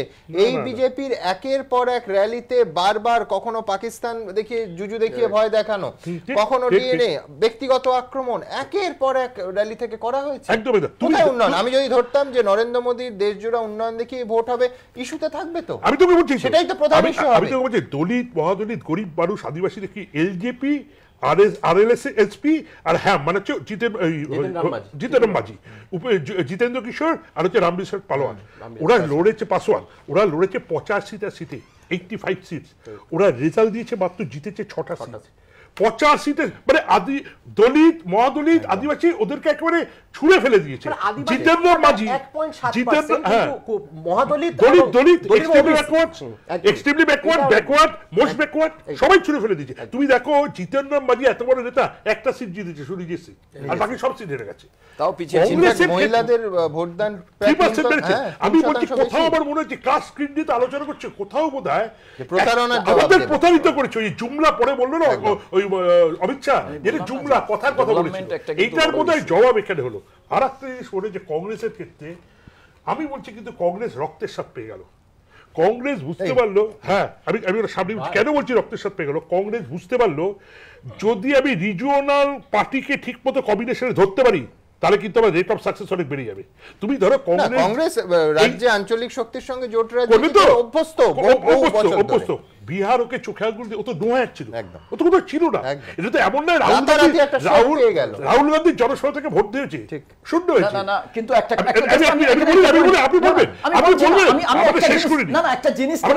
আমি একটা জিনিস খালি বলি, পার্লামেন্টের ভেতরে, পার্লামেন্টের বাইরে জমি নিয়ে আন্দোলন, যে বিজেপির বিরুদ্ধে সারা ভারতবর্ষব্যাপী যে আন্দোলন, সেটা অন্য কোন রিজিওনাল পার্টি করে, সেটা রাহুল গান্ধী, সোনিয়া গান্ধী করে, আমি মেনে নিচ্ছি,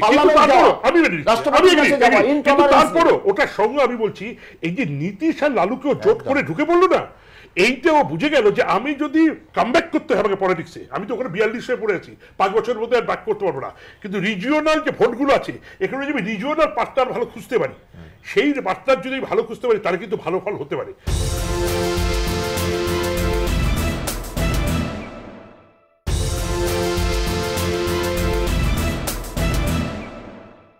এইবার তুমি যদি বেঙ্গলে ঠিক কংগ্রেস তৃণমূলের সঙ্গে যেতে পারে, এবং তৃণমূল ওই সমীরদার পার্টির মতো ঐতিহাসিক ভুল খুব একটা বেশি করে না, খুব একটা হিস্টোরিক ব্লান্ডার করে না, টপ করে নিয়ে নিতে পারে যে হাওয়া খারাপ, টপ করে নিয়ে কংগ্রেসকে 40। আমার একটা খুব সিগনিফিক্যান্ট যে বিষয় লেগেছে দেবজ্যোতি, যে মমতা বন্দ্যোপাধ্যায় দ্বিতীয়বারের টুইট, তিনি প্রথমবার বললেন যে নীতিশ কুমারকে সমর্থন জানিয়ে টুইট করলেন, পরের দিন আবার তাতে কংগ্রেসের নাম জোট করে যে আমি জোটকে বলেছি সমর্থন করতে। মানে এটা তো কংগ্রেসের কাছে, যদি আমি রাজনীতিগতভাবে পড়ি, অত্যন্ত স্পষ্ট বার্তা যে আমি তোমাকেও এক্সক্লুড করিনি। কিন্তু আমি তো উল্টোটা বলছি, এই মুহূর্তের গত 10-20 বছরের পলিটিক্স যদি দেখো, কংগ্রেস একটা অ্যান্টি কমিউনাল ফোর্স, সে কখনো কমিউনাল ফোর্সের সঙ্গে কম্প্রোমাইজ করেনি।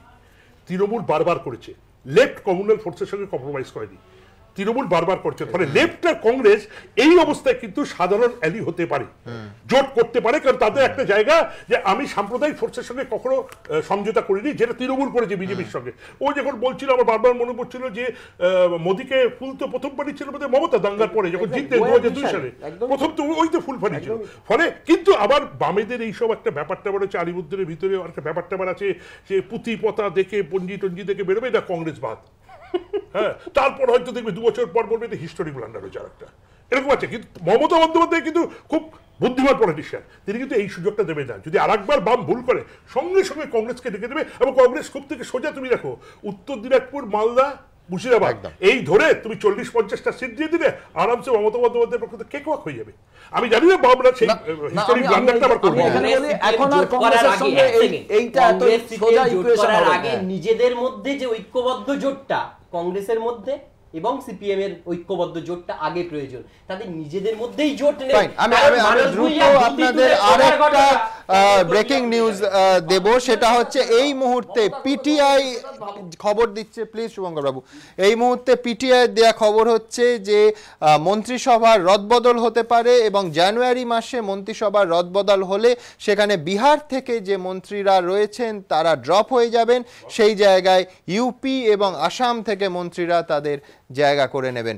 আমি অশোকদার কাছে জানতে চাইব, অশোকদা, এই তো তার মানে বিহারের ফেলিয়ারটা, আমি এক্স্যাক্টলি এই প্রশ্নেই আসতে যাচ্ছিলাম যে বিহারের ফেলিয়ারটা কেন্দ্রীয় মন্ত্রিসভায় যারা বিহার থেকে মন্ত্রী আছেন তাদের দায়, নরেন্দ্র মোদীর দায় না। বিহারের নির্বাচনের মুখ ছিলেন দুটো লোক, অমিত শাহ আর নরেন্দ্র মোদী। সুশীল কুমার মোদীর একটা 6 ইঞ্চি ছবিও ছিল না, তাহলে কেন বিহারের মিনিস্টারটা বাদ যাবে? 8 বছর ডেপুটি চিফ মিনিস্টার ছিলেন সুশীল মোদী। না, আমি আপনি বলছিলেন না বিহারকে আর্থিক জায়গায় অর্থমন্ত্রী হিসেবে একটা চমৎকার স্টেবল জায়গায় নিয়ে গেছিলেন।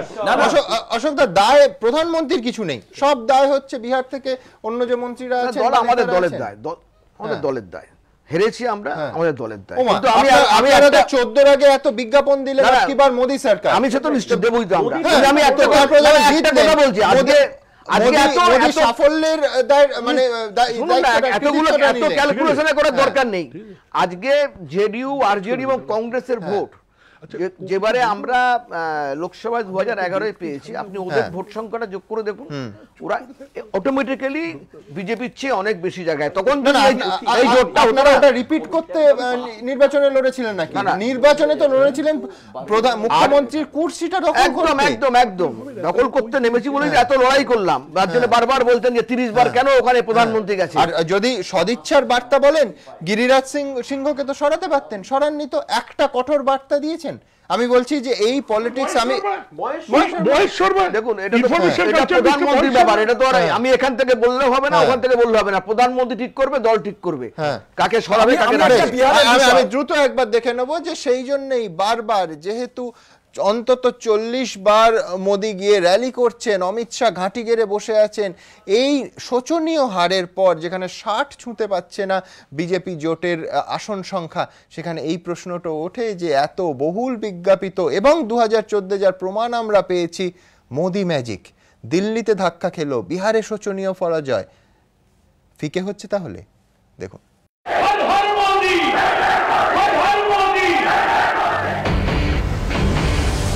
দেড় বছর আগে লোকসভা নির্বাচনে মোদি হাওয়া ঝড় তুলেছিল দেশ জুড়ে, বাদ যায়নি বিহারও।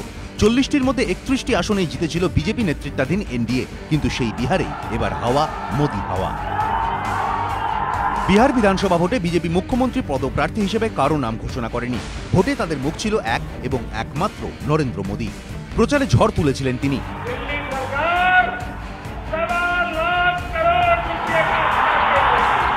বিহার চষে ফেলে 30টিরও বেশি সভা করেছিলেন, কিন্তু এত কিছুর পরও শেষ রক্ষা হলো না, উল্টে ধরাশায়ী হলো বিজেপি।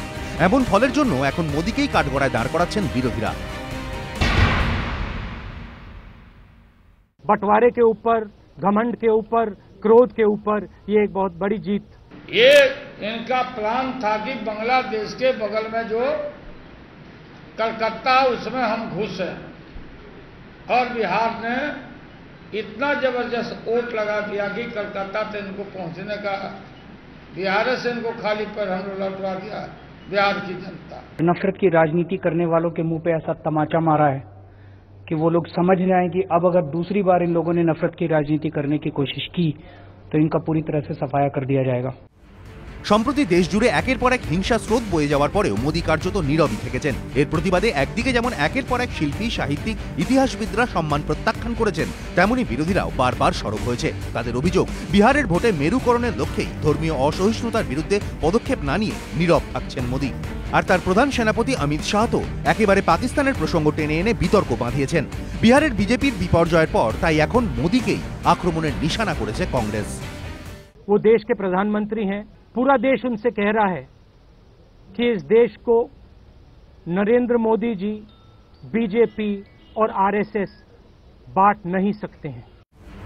নরেন্দ্র মোদীকে আক্রমণ করতে ছাড়েননি প্রাক্তন কেন্দ্রীয় অর্থমন্ত্রী পি চিদাম্বরমও। কটাক্ষের সুরে তাঁর টুইট, মিস্টার মোদী বিশ্বাস করেন যে তার প্রচারের জন্যই 2014 নির্বাচনে কেন্দ্র ও বেশ কয়েকটি রাজ্যে বিজেপি জয়ী হয়েছে। এই মুহূর্তে মিস্টার মোদীর সামনে দুটি রাস্তা, হয় তিনি পুরো সময়টাই প্রধানমন্ত্রী হিসেবে দায়িত্ব পালন করুন, উন্নয়নের কাজে সময় দিন, অথবা বিজেপিকে জেতানোর জন্য তিনি প্রচার মন্ত্রী হিসেবে কাজ করুন। পর্যবেক্ষকদের একাংশের মতে লোকসভা ভোটে দেশ জুড়ে যে মোদী ঝড় দেখা গিয়েছিল তা যত দিন গিয়েছে ততই যেন গতি হারিয়েছে। খাস দিল্লিতে এর আগে আম আদমি পার্টির কাছে গোহারান হারতে হয়েছে নরেন্দ্র মোদীকে, আর এবার বিহারে বিপর্যয়। তাহলে কি মোদী হওয়া এখন ফিকে? প্রশ্ন রাজনৈতিক মহলে। বিজেপি অবশ্য বোঝানোর চেষ্টা করছে মোদীর উন্নয়নের বার্তার প্রতি মানুষের সমর্থন অটুট রয়েছে। हमने सुशासन का संकल्प लेकर के, विकास का लक्ष्य लेकर के चुनाव के मैदान में आए, उस लक्ष्य पर हमें संतोष। উন্নয়নের বার্তা মোদী লোকসভা ভোটের আগেও দিয়েছিলেন, কিন্তু গত 1.5 বছরে জিনিসপত্রের দাম বাড়া এবং সংস্কারের ধীর গতি নিয়ে বারবার প্রশ্ন তুলেছে বিরোধীরা। বারবার প্রশ্ন তুলেছে কালো টাকা কোথায় ফিরল, কোথায় প্রত্যেক ভারতবাসীর অ্যাকাউন্টে পড়ল 15 লক্ষ টাকা। আচ্ছে দিনের প্রতিশ্রুতির কি হলো? বিহার ভোটের প্রচারেও বারবার এই বিষয়গুলি তুলে ধরেছে মহাজোট। শেষ পর্যন্ত বাজিমাত করল তারা। চিন্তা পারল নরেন্দ্র মোদী। এবিপি আনন্দ। অসদা শুনলেন, লালু প্রসাদ বলেছেন যে পাটনা হয়ে কলকাতায় ঢুকবেন ভেবেছিলেন মোদী, বিহারের লোক খালি পায়ে ফেরত পাঠিয়ে দিল। এটা তো লালু প্রসাদের বক্তব্য। এখন উনি প্লেনে করে আসবেন না ট্রেনে আসবেন না গাড়িতে আসবেন না, আসতে গেলে বিহার হয়েই আসতে হবে। এখন দেখা যাক না কি হয়। পাশাপাশি আরেকটা কথাও লালু বলছেন যে এবার এখানে একটা স্টেবল গভর্নমেন্ট হলো, এখানে শান্তি বিরাজ করছে, এবার নেক্সট লক্ষ্য দিল্লি। তো এই যে মোদী বিরোধী শক্তি বিহারকে কেন্দ্র করে, এটা তো জোটবদ্ধ হলো। আপনাদের এই বাদল অধিবেশনে নাস্তানাবুদ হলো কেন্দ্রীয় সরকার, আমরা দেখেছি। এবার শীতকালীন অধিবেশনে কি করবেন, চালাবেন কি? যারা ফ্লোর ম্যানেজমেন্ট করে তার উত্তর তারা দেবে। কারণ এখান থেকে বসে আমি তো ফ্লোর ম্যানেজমেন্টের কথা বলতে পারবো না, কার কি কোথায় কেরম ভাবে করবে, তারা কি আলোচনা করবে, কি বিল নিয়ে আলোচনা করবে। সুতরাং ওটা পার্লামেন্ট যারা চালায় বা পার্লামেন্টের যারা আমাদের সংসদীয় বিষয়ক মন্ত্রী আছে তিনি এর উত্তরটা ভালো দিতে পারবেন, ওটা আমি দিতে পারবো না। নিঃসন্দেহে কেন্দ্র সরকারের ইম্পর্টেন্ট কথা আছে। এই যে ফ্লোর ম্যানেজারদের কথা বললেন, দেখুন বিজেপি একটা গভর্নমেন্ট চালাচ্ছে তো 1.5 বছর হতে চললো, একটা বিজেপি তার নিজস্ব বিল পাস করতে পেরেছে? তার কারণটা হচ্ছে এত পুয়ার ম্যানেজমেন্ট। সব গায়ের জোরে হয়। আরে ভারতবর্ষে পার্লামেন্টারি ডেমোক্রেসি, তার অনেক শর্টকামিংস থাকতে পারে, কিন্তু তার ডিপ রুটেড এবং একটা প্রচুর অভিজ্ঞতা সম্পন্ন।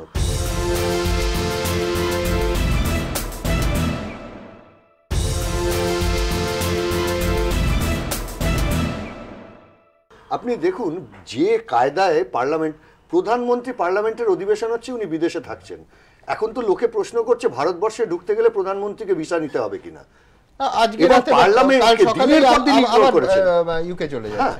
দিনের পর দিন পার্লামেন্টকে ইগনোর করেছেন, এবং যে কারণে বিজেপি দেখবেন যে একে ওকে কেন গিয়ে ধরতে হচ্ছে। একটা বিল পাশ করতে পারছে না, পার্লামেন্ট সেশন চালাতে পারছে না। দেখুন পার্লামেন্ট সেশন চালাবার মূল দায়িত্ব কিন্তু সরকারের। সরকারকে টলারেন্ট হতে হয়। কেন সরকারের এত ভয় কেন? যেটা নিয়ে আলোচনা হচ্ছিল, ধরুন open and shut case, Lalit Modi, সেই ওপেন অ্যান্ড শাট কেসে কেন সরকার গুরুত্বপূর্ণ ভূমিকা নিতে পারলো না? তার ফলে তো বিহার বসুন্ধরা রাজ কেন বলতে পারলেন? ওইটাই বলছি, সেটাই বলছি। ললিত মোদীর কেস বলুন, আপনি এই যে 3 বার অর্ডিন্যান্স জারি করলেন জমি বিল, আচ্ছা উনি জানতেন না? এবার আপনি আমাকে বলুন দেখি, এই অর্ডিন্যান্সের ভিত্তিতে কেউ যদি জমি পেয়ে থাকে, আজকে সেই অর্ডিন্যান্স প্রত্যাহার হয়ে গেল, যে জমি কিনলো কোথায় যাবে? তাহলে কি বার্তা গেল শিল্পমহলের কাছে, কি বার্তা গেল গোটা দেশে জুড়ে শিল্প যারা করতে চায় তাদের কাছে একটা টোটাল মিসম্যানেজমেন্ট। আরে শুনুন, কোনোভাবে একটা স্টেটকে ম্যানেজ করা আর গোটা দেশকে ম্যানেজ করা অত সোজা না। সব ওই পিআর ফার্ম দিয়ে হয় না, ভাড়া করা ইন্দো ইসরায়েল পিআর ফার্ম দিয়ে দেশ চলে, বিজ্ঞাপন এজেন্সি দিয়ে হয় না, বিজ্ঞাপন এজেন্সি দিয়ে হয়। আমি দ্রুত একবার আপনাদের দেখাতে চাইবো যে জাতীয় রাজনীতিতে নিঃসন্দেহে আমরা দেখেছি যে বাদল অধিবেশনে কিভাবে এক একটা বিল পাশ করাতে গিয়ে নাস্তানাবুদ হয়েছে সরকার, এবং বারবার এই ফ্লোর ম্যানেজারদের নানা স্ট্র্যাটেজি ব্যর্থ হয়েছে। শীতকালীন অধিবেশনে কি তারই পুনরাবৃত্তি দেখতে চলেছি আমরা, বিশেষ করে এই এত বড় শোচনীয় পরাজয়ের পর বিহার নির্বাচনে? দেখুন, यहाँ कोई झंझट नहीं है, असली झंझट हम करने वाले हैं दिल्ली के गद्दी पर। देश भर में लोगों के मन में उल्लास था। साफ हो गया कि पूरे देश में अब राष्ट्रीय स्तर पर विकल्प और सशक्त विपक्ष की चाहत लोग रखते हैं। বিহারে সম্মানের লড়াইয়ে মোদীকে হারিয়ে বিশাল জয় ছিনিয়ে নেওয়ার পর এখন দিল্লির দিকে এই হুঙ্কারি ছুড়ছেন লালু প্রসাদ, নীতিশ কুমাররা। বিহারে নিজেদের জোটের জয় এবং দলগতভাবে দুর্দান্ত ফলের পর আরও উৎসাহিত হয়ে মোদীর বিরুদ্ধে আক্রমণ শানাতে চলেছে কংগ্রেসও। नेशनल पॉलिटिक्स कभी कभी बिहार से शुरुआत होती है। বিহার ভোটে বিজেপির বিপর্যয়ের পর মোদীকে ঘুরিয়ে হুঁশিয়ারি দিতে ছাড়েননি কেজরিওয়ালও। बिहार के इस नतीजे ने ये साबित कर दिया है कि इस देश के लोग नफरत की राजनीति नहीं चाहते, और नफरत की राजनीति करने वालों के मुंह पे ऐसा तमाचा मारा है कि वो लोग समझ न आए कि अब अगर दूसरी बार इन लोगों ने नफरत की राजनीति करने की कोशिश की तो इनका पूरी तरह से सफाया कर दिया जाएगा। আপাত দৃষ্টিতে একটি অঙ্গরাজ্যের ভোট হলেও বিহারের ভোটের ফলের যে বিশাল প্রভাব জাতীয় রাজনীতিতে পড়তে চলেছে তা বিজেপি বিরোধী দলগুলির এই হুঙ্কার থেকে স্পষ্ট। 2014-এ দু একটি জায়গা ছাড়া গোটা দেশে বিরোধীদের খড়কুটোর মতো উড়িয়ে দেওয়ার পর রাজনৈতিক মহলে একটাই নাম ঘুরছিল, মোদী। 44-এ নেমে যাওয়া কংগ্রেসের অবস্থা আরও কাহিল হয়ে যায় হরিয়ানার হারে। এরপর ঝাড়খণ্ড এবং জম্মু কাশ্মীরেও জয় মোদী অমিত শাহ জুটিকে কার্যত অপ্রতিরোধ্য করে তুলেছিল। কিন্তু প্রথম ধাক্কাটা দেন অরবিন্দ কেজরিওয়াল। আর এবার বিহার। মোদী অমিত শাহের এই বিপর্যয় আগামী দিনে বিজেপি বিরোধী দলগুলিকে ঐক্যবদ্ধ করে তুলতে পারে বলে মত পর্যবেক্ষকদের একাংশের। লালু নীতিশ একজোট হতে পারলে উত্তরপ্রদেশে বিজেপিকে রুখতে মুলায়ম মায়াবতী জোটও সম্ভব কিনা তা নিয়েও জল্পনা শুরু হয়ে গিয়েছে। অসহিষ্ণুতা ইস্যুতে মোদীকে চাপে ফেলার যে চেষ্টা কংগ্রেস করছে, বিহারের ফলাফলে তারা আরও উৎসাহিত হয়ে ঝাঁপাবে বলেই রাহুল গান্ধীর কথা থেকে ইঙ্গিত মিলেছে। घमंड के ऊपर, क्रोध के ऊपर ये एक बहुत बड़ी जीत हमने हासिल की है। हिंदू को मुसलमान से लड़ाकर चुनाव नहीं जीत सकते हैं। आपकी गाड़ी स्टार्ट नहीं हो रही है, गाड़ी को स्टार्ट कीजिए और एक्सेलरेटर दबाइए। गाड़ी का एक्सेलरेटर नहीं दबाया तो हिंदुस्तान की जनता ने जो बिहार में किया है, गाड़ी का दरवाजा खोलेगी, आपको उठा के बाहर फेंक देंगे। বিহার ভোটে বিপর্যয়ের পর জমি বিলে পিছু হটা মোদী সরকারের সংসদ চালানো এবং সংস্কারের পথে হাঁটা আরও কঠিন হয়ে পড়ল বলেই মত পর্যবেক্ষকদের একাংশের। তারা বলছেন, বাম আমলের শেষ 3 বছরে 235টি আসন থাকা সত্ত্বেও প্রবল বিরোধিতার মুখে বুদ্ধদেব ভট্টাচার্য সরকার যেভাবে থমকে গিয়েছিল সেই একই হাল হবে না তো 282টি আসন পাওয়া মোদী সরকারের? একসময় নীতি পঙ্গুত্বের জন্য মনমোহন সরকারকে দুষতেন যে মোদী, বিরোধীদের ঝাঁঝালো আক্রমণের সামনে তিনি পারবেন তো সরকার সামলে সংস্কার করতে? रिलायबल सोर्सेज से हमको पता लगा है कि इस जीत के शानदार जीत के बाद नरेंद्र मोदी जी को इस्तीफा देके गुजरात वापस जाना पड़ेगा, और आप लोग देखिएगा कि और क्या क्या खेला होता है। এই পরিস্থিতিতে কি তাহলে সংসদ চালাতে জয়ললিতা, মুলায়ম, মায়াবতী কিংবা মমতাকে কাছে টানার চেষ্টা করবে বিজেপি? রাজ্যসভায় সংখ্যালঘু মোদী কি করবেন? সিবিআই জুজু ঝোলা থেকে বেরোবে না তো? প্রশ্ন রাজনৈতিক মহলে। এবিপি আনন্দ।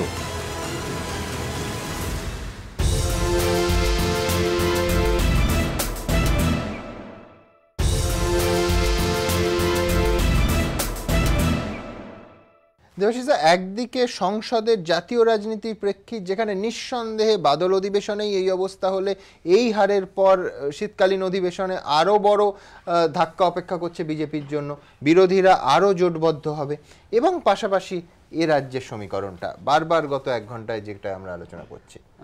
দুটো কথা, কেন্দ্রের যদি আমরা রাজ্যসভা নিয়ে আলোচনা করি তাহলে রাজ্যসভায় ধাক্কাটা আসছে কেন? কারণ বর্তমান কেন্দ্রের সরকার চলবার প্রশ্নে গণতান্ত্রিক পদ্ধতি বিশ্বাস করছে না।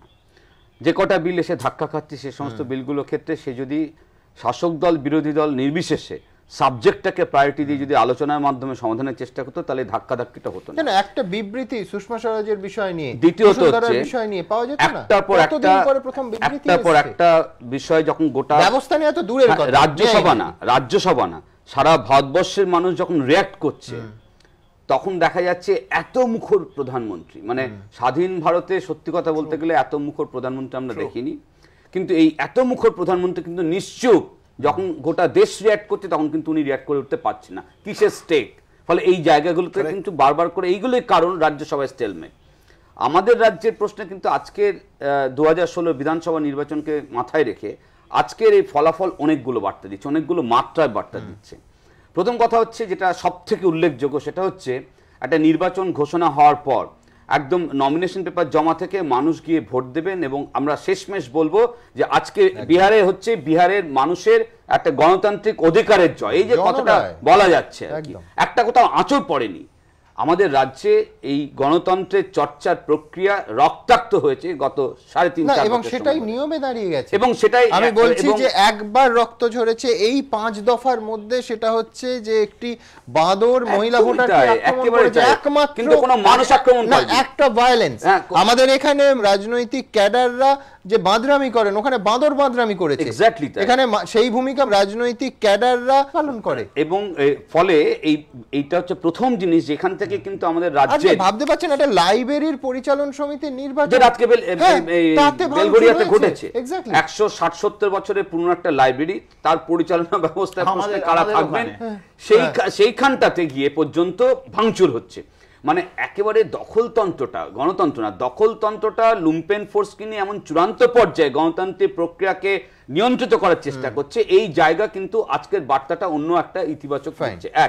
আরেকটা কথা যেটা বলছি যে আজকের দ্বিতীয় যে বার্তাটা খুব গুরুত্বপূর্ণ, যে কোথাও জোট রাজনীতি, এই যে উল্টো দিকের বিভাজন, এই যে কম্বো কম্বিনেশন তৈরি হলো আর কি, এই কম্বো কম্বিনেশন আমাদের রাজ্যের তৈরির প্রশ্নে এটা আশু কাজ। কারা তৈরি করবেন?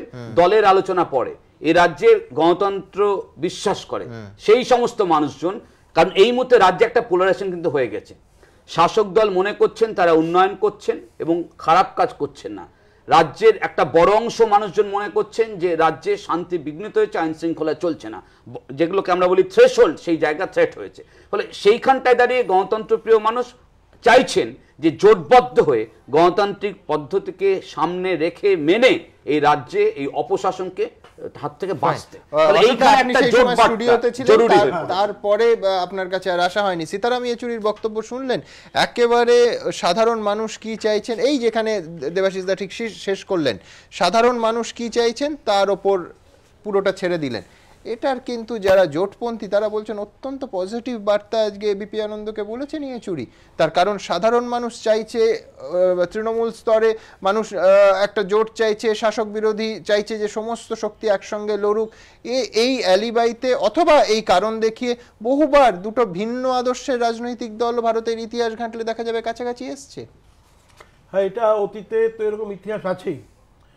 বিহারের নির্বাচন থেকে কতগুলো শিক্ষা যেমন আমাদের নিতে হবে, তেমনি বোধহয় সবচেয়ে বেশি শিক্ষা, বড় শিক্ষা নিতে হবে বিজেপিকে। প্রথম যেটা এই রাজ্যের মানুষ চাইছেন একটা পরিচ্ছন্ন নির্বাচন, পরিচ্ছন্ন নির্বাচন যাতে মানুষ ভোট দিতে পারেন। গণতন্ত্রের মূল কথা যেটা একটা সহনশীলতা এবং পারস্পরিক সম্মানবোধ, অন্য মতাদর্শের প্রতি একটা সম্মানবোধ, এইটি যদি পশ্চিমবঙ্গে কার্যকর না হয় এবং ভোটের দিনে মানুষ যদি পছন্দ মতো প্রার্থীকে ভোট দিতে না পারেন, তাহলে সমস্ত আলোচনাটা এখানে সাবজেক্টিভ বিষয়গতভাবে হবে। মানে আমি বলছি একের পর এক প্রেস কনফারেন্স আমরা লাইভ দেখিয়েছি, নীতিশ কুমার, লালু প্রসাদ যাদব, এমনকি উল্টো দিকে যারা ছিলেন সুশীল মোদী অবধি কেউ একটা শব্দ উচ্চারণ করেননি, বলেননি যে কোনো পার্টি সেখানে গাজওয়ারি করেছে, কোনো বুথ দখল হয়েছে, কোনো ছাপ্পা হয়েছে, কোনো রিগিং হয়নি, একটা অভিযোগ অবধি নেই। আমি ক্যামেরায় ঘটনা বাদ দিলাম রিজু, একটা অভিযোগ অবধি নেই। আমি বলছি কি সুমন, এইখানটা আমার কথা খুব পরিষ্কার, আমি একমত, সম্পূর্ণ একমত। এবিপি আনন্দ তো একটা ধারাবাহিকভাবে গণতন্ত্রের পক্ষে প্রচার করেছেন। আমি বলছি এটা যে এই প্রশ্নটি কিন্তু বিহারের নির্বাচন থেকে উঠে এসছে যে ভোট করতে হবে এভাবেই। নির্বাচনের দিন ঘোষণা হওয়ার পর থেকে সমস্ত রকম দায় দায়িত্ব থাকবে, সামান্য প্রশাসনিক কিছু দায় সরকারের থাকবে, বাকিটা সব নির্বাচন কমিশন নেবে, নির্বাচন কমিশন নেবে। কিন্তু জোটের কথাটা আমি বলছি যে এটা কিন্তু মানুষও ভাবছেন, সাধারণ মানুষও ভাবছেন যে এই সরকারটাকে, এই বর্তমান যে রাজ্য সরকার অপশাসন, এটাকে সরাতে হবে।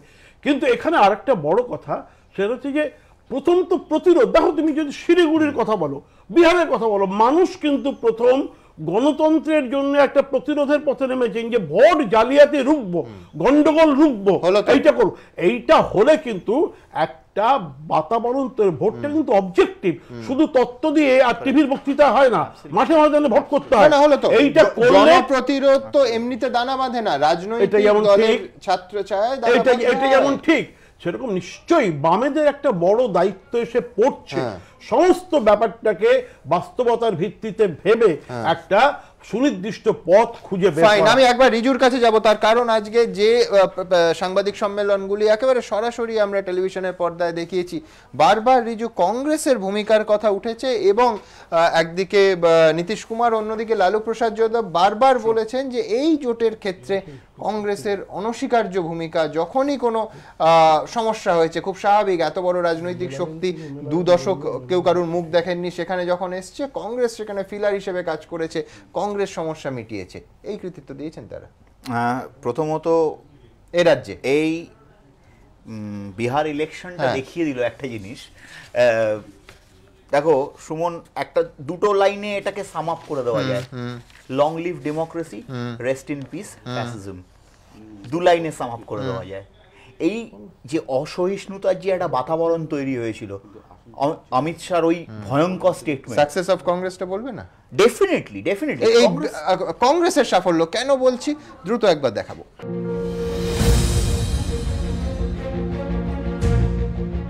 2010-এ 4-এ শেষ করেছিল, 2015-এ এসে সেই কংগ্রেসই বিহারে 1 লাফে 27-এ পৌঁছে গেল। नीतीश जी, लालू जी, कांग्रेस पार्टी के हमारे सब नेता, महागठबंधन के कार्यकर्ताओं को और नेताओं को बधाई देना चाहता हूं। বিহার বিধানসভা ভোটে বিজেপির আসন জয়ের স্ট্রাইক রেট যেখানে 90% থেকে 33% নেমে এসেছে, সেখানে কংগ্রেসের স্ট্রাইক রেট 65%। 2014 লোকসভা নির্বাচনে 44-এ নেমে যাওয়া কংগ্রেসের কাছে বিহারের ফলাফল 2টি কারণে অত্যন্ত তাৎপর্যপূর্ণ বলে মনে করছেন রাজনৈতিক পর্যবেক্ষকদের একাংশ। 1, মোদির বিপর্যয়, 2, দীর্ঘদিন বাদে কংগ্রেসের জয়। রাজনৈতিক পরিপক্কতার অভাব রয়েছে বলে যে রাহুল গান্ধীকে বারবার বিদ্ধ করে তার বিরোধীরা, সেই রাহুলের নেতৃত্বে এই জয় কংগ্রেসের মতোই তার দলীয় সহসভাপতির মনোবল বাড়াবে বলে মনে করছেন রাজনৈতিক পর্যবেক্ষকদের একাংশ। आप देश के प्रधानमंत्री बने हैं, अब आप वायदे बंद कीजिए, भाषणबाजी बंद कीजिए और काम शुरू कीजिए, क्योंकि हिंदुस्तान 1 साल रुक गया है, ठहर गया है आपके लिए। आपकी गाड़ी स्टार्ट नहीं हो रही है, गाड़ी को स्टार्ट कीजिए और एक्सेलरेटर दबाइए, क्योंकि अगर आपने गाड़ी का एक्सेलरेटर नहीं दबाया तो हिंदुस्तान की जनता ने जो बिहार में किया है, गाड़ी का दरवाजा खोलेगी, आपको उठा के बाहर फेंक देगी। অনেকে বলছেন অস্তিত্ব রক্ষার লড়াই যেমন লালু নীতিশকে একজোট করেছিল, তেমনি এই দুজনকে এক মঞ্চে আনতে সোনিয়া গান্ধীও বড় ভূমিকা নিয়েছিলেন। স্বচ্ছ ভাবমূর্তির নীতিশের সঙ্গে আবার জোট ঘোষণার আগেই বৈঠক করেছিলেন রাহুল গান্ধী, জানিয়ে দিয়েছিলেন নীতিশের নেতৃত্বেই জোট হবে। আর উল্টোদিকে একদা সোনিয়ার বিশ্বস্ত সহযোগী লালু প্রসাদ যাদবের সঙ্গে রাহুলের সমীকরণ তেমন ভালো না হলেও পুরনো সম্পর্ক দুদলকে কাছাকাছি এনে দিয়েছিল। শেষ পর্যন্ত বিহারে সেই জোটের সুফল পেল কংগ্রেস। हमने चुनाव में कहा था कि नीतीश जी चीफ मिनिस्टर बनेंगे। हम चाहते हैं, कांग्रेस पार्टी चाहती है, मैं चाहता हूं, कांग्रेस प्रेसिडेंट चाहती हैं कि बिहार में विकास हो, और नीतीश जी ने दिखाया है कि वो विकास ला सकते हैं। हम उनका पूरा समर्थन करेंगे। 1989 সাল পর্যন্ত বিহারে শক্তিশালী ছিল কংগ্রেস, কিন্তু মণ্ডল ও মন্দির রাজনীতির উত্থানের সঙ্গে সঙ্গে শতাব্দী প্রাচীন দল কার্যত সাইনবোর্ডে পরিণত হতে শুরু করে। শেষ পর্যন্ত দীর্ঘদিন বাদে লোহিয়ার 2 অনুগামীর হাত ধরে বিহারের রাজনীতিতে প্রাসঙ্গিক হয়ে উঠল কংগ্রেস। এই ভিতকে কাজে লাগিয়ে কংগ্রেস বহুদল করতে পারবে নাকি উত্তরপ্রদেশের মতো অবস্থা হবে, তার উত্তর মিলবে আগামী দিনে। এবিপি আনন্দ।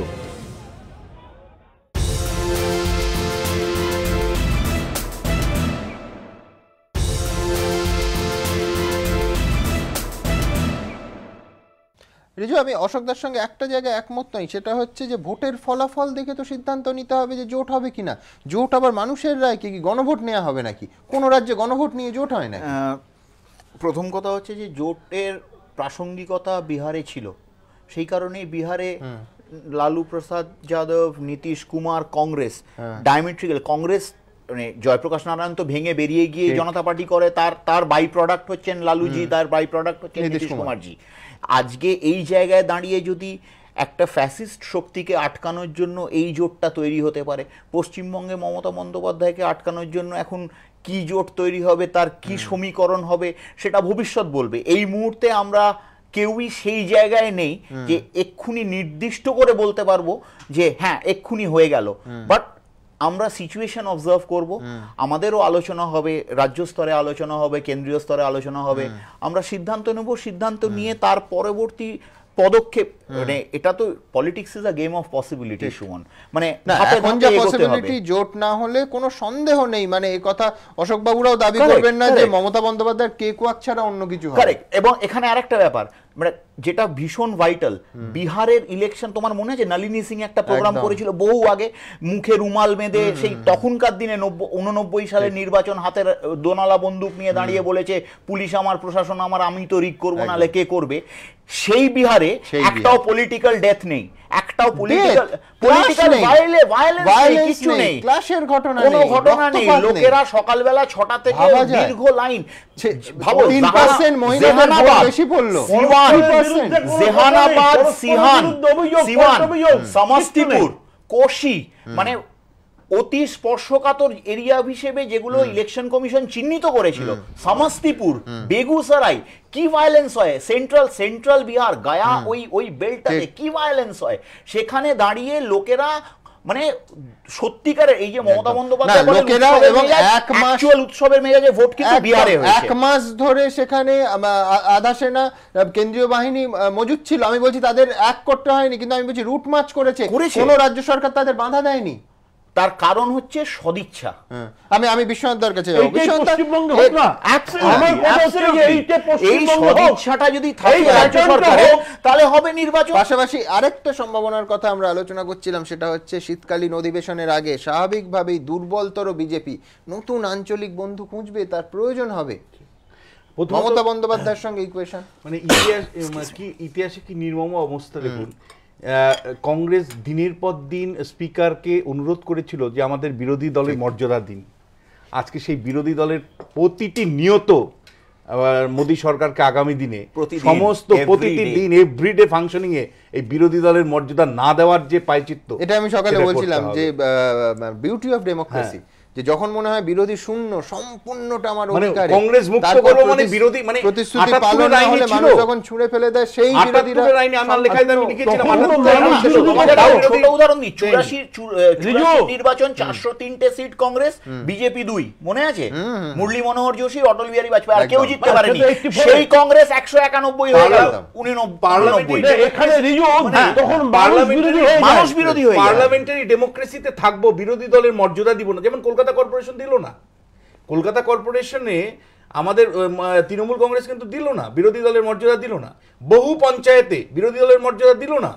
মানে বিরোধী, মানে একটা পার্লামেন্টারি ডেমোক্রেটিক সিস্টেমে যে বিরোধী দলের মর্যাদা দিতে হয় ফাংশনিং এর জন্যই।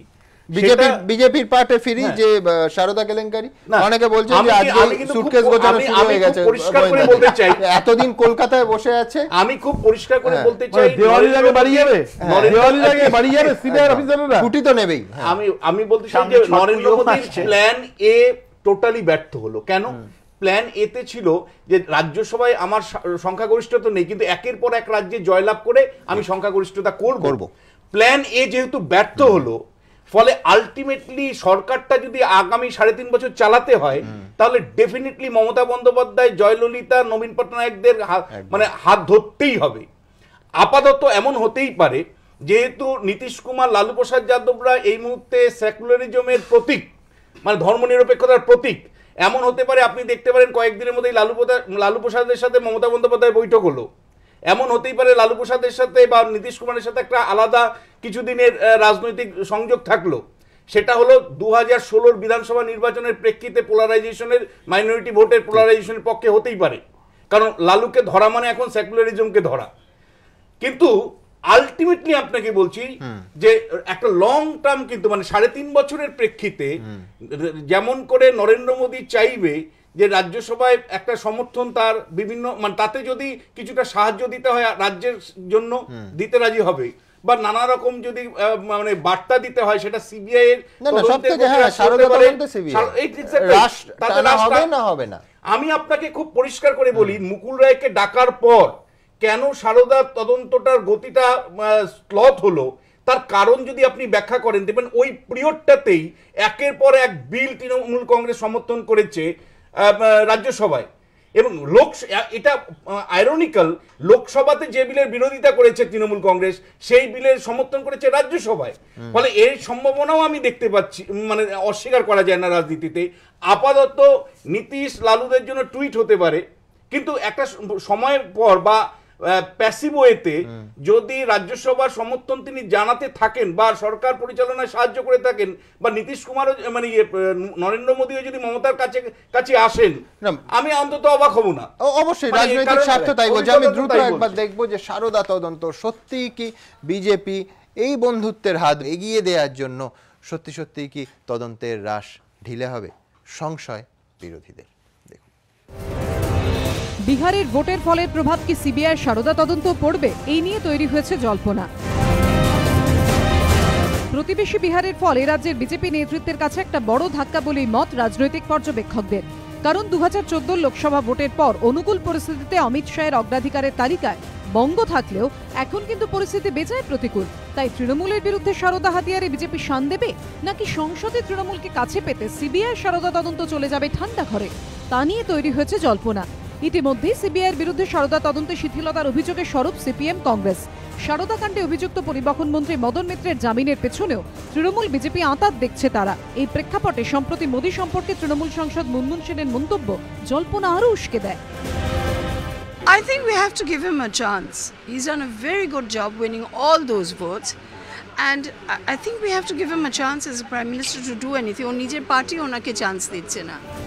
রাজনৈতিক পর্যবেক্ষকদের একাংশ বলছেন, বিহারের ফল যদি উল্টো হতো তাহলে যে সিবিআই ঝাঁপিয়ে পড়তো তার ইঙ্গিত বিজেপি নেতাদের কথায় আগেই মিলেছিল। मुझे उम्मीद है कि दिवाली के बाद मंत्रिमंडल के आधे सदस्य जेल की शिक्षों में होंगे। কিন্তু এই পরাজয়ের পর বিজেপি আর সেই ঝুঁকি নেবে কিনা তা নিয়ে অনেকেরই সন্দেহ রয়েছে। আর যদি কংগ্রেস সিপিএম কাছাকাছি আসে তাহলে তৃণমূল বিজেপির মধ্যে তলে তলে সমঝোতার সম্ভাবনা উড়িয়ে দিচ্ছে না রাজনৈতিক পর্যবেক্ষকদের একাংশ। এবিপি আনন্দ।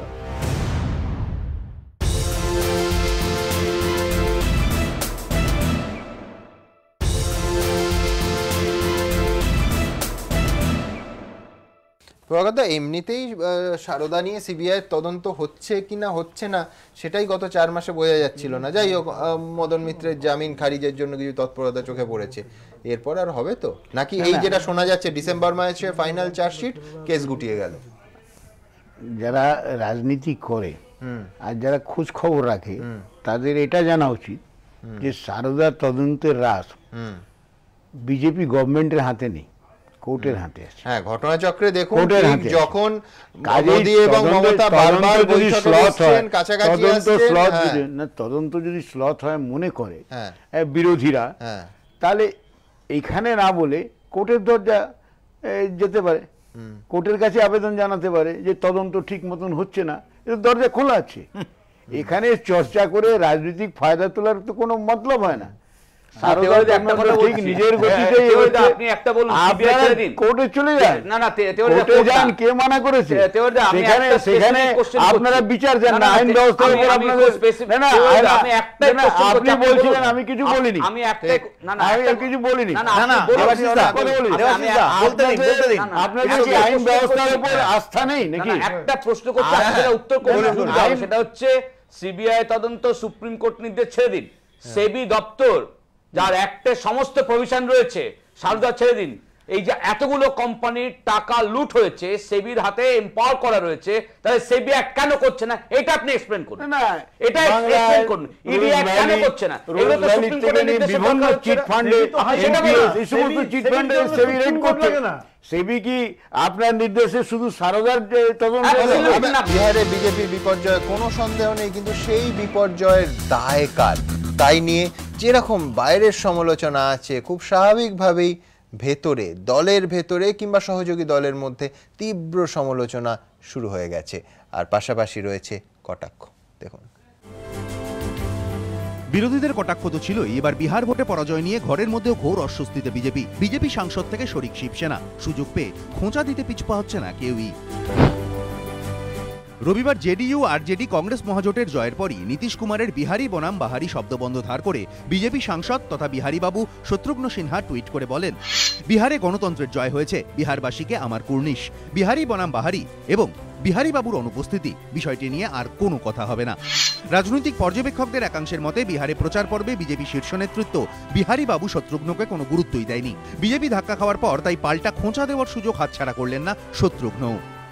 इन लोगों ने जिस तरह से गांव-गांव कस्बों में हमारे प्रधानमंत्री को 40 बार से ज्यादा रैली करवा दी हमारे सुप्रीम लीडर का, क्या हम लोग नहीं थे? हम लोग की सदुपयोगिता करनी चाहिए। क्यों बिहारी बाबू को बिहार से अलग रखा गया है जब वो चाह रहे हैं आना? বিহারে বিধানসভা ভোটের প্রচার পর্বে এই বিহারি বনাম বাহারি শব্দবন্ধ একাধিকবার শোনা গিয়েছে নীতিশ কুমারের মুখে। নিশানা সরাসরি ছিলেন মোদি, অমিত শাহ। তবে এবার শত্রুঘ্ন দলের শীর্ষ নেতৃত্বকে খোঁচা দিতে ধার করেন প্রতিপক্ষের সেই শব্দবন্ধকেই। এখানেই শেষ নয়, এদিন বিকেলে শত্রুঘ্ন ফের দলের অস্বস্তি বাড়িয়ে টুইট করেন, বিহারে ভোটের এই ফল ভবিষ্যতে আত্মসমীক্ষা, আরও ভালো কৌশল এবং সমন্বয়ের দাবি রাখে।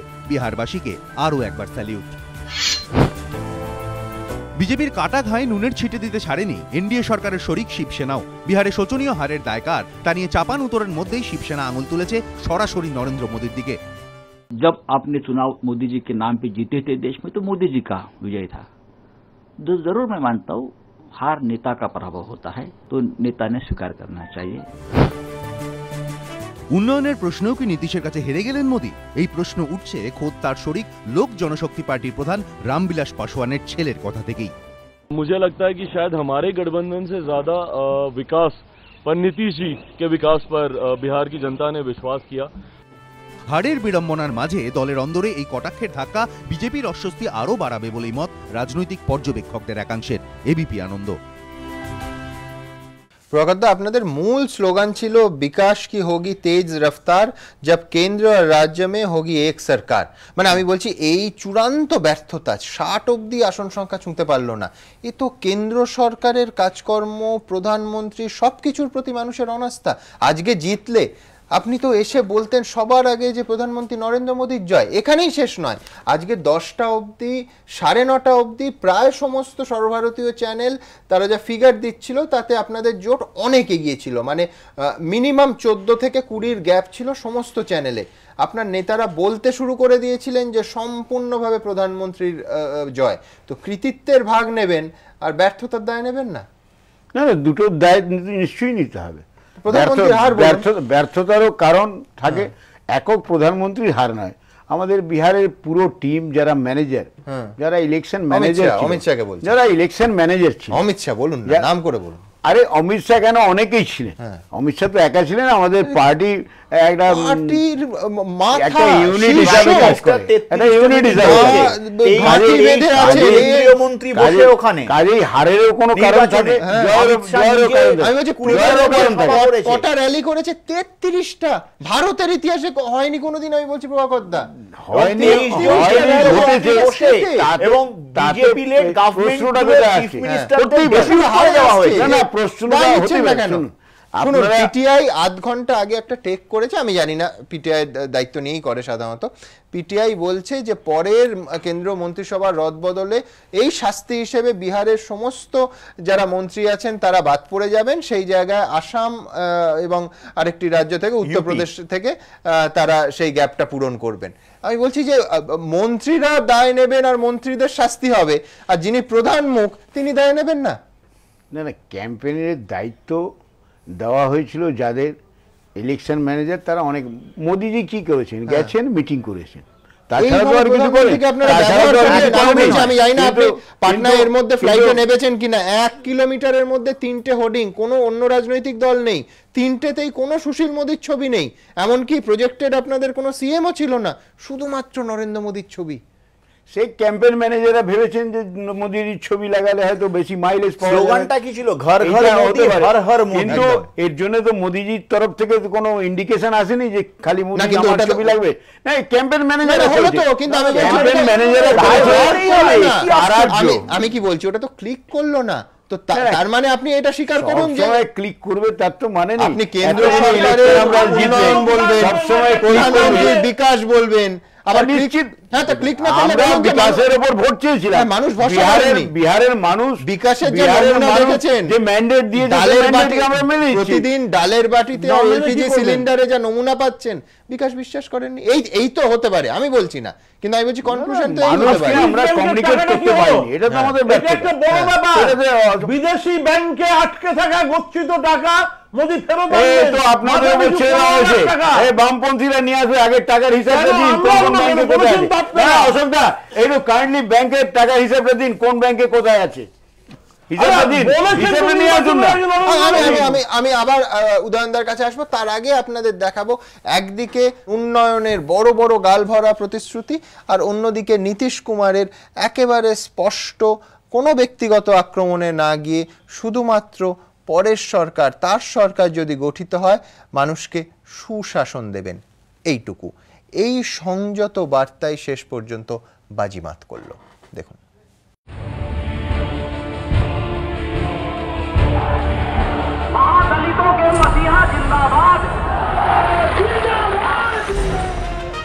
কথা নয় কাজ।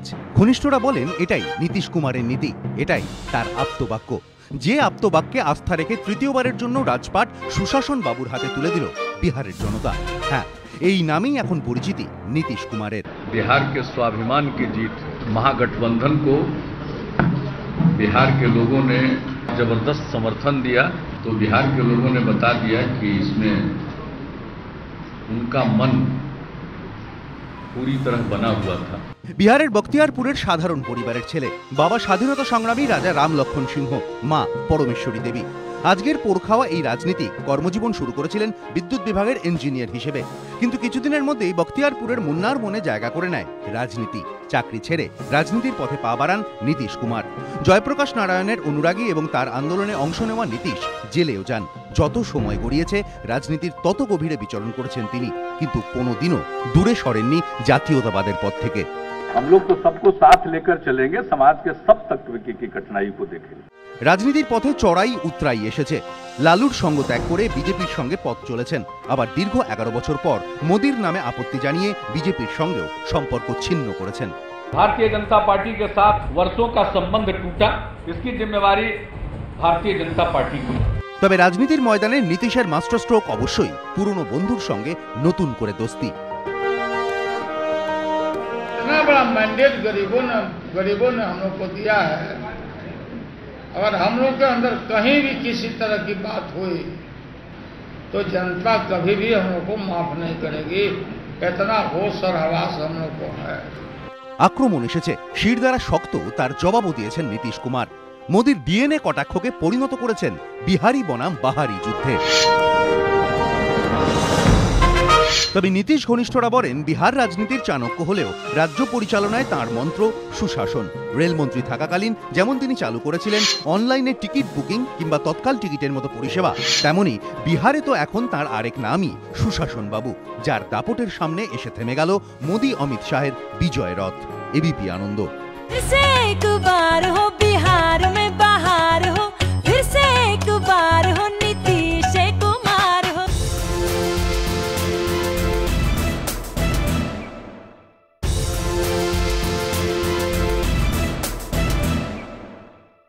উদাহরণ পাশাপাশি এক তো যে আজকে ঘটনাচক্রে আদবানিজির জন্মদিন, তো সেখানে সোশ্যাল মিডিয়া একটা খুব রসিকতা চলছে যে কি উপহার দিলেন মোদি তাকে, বিহারের শোচনীয় হার।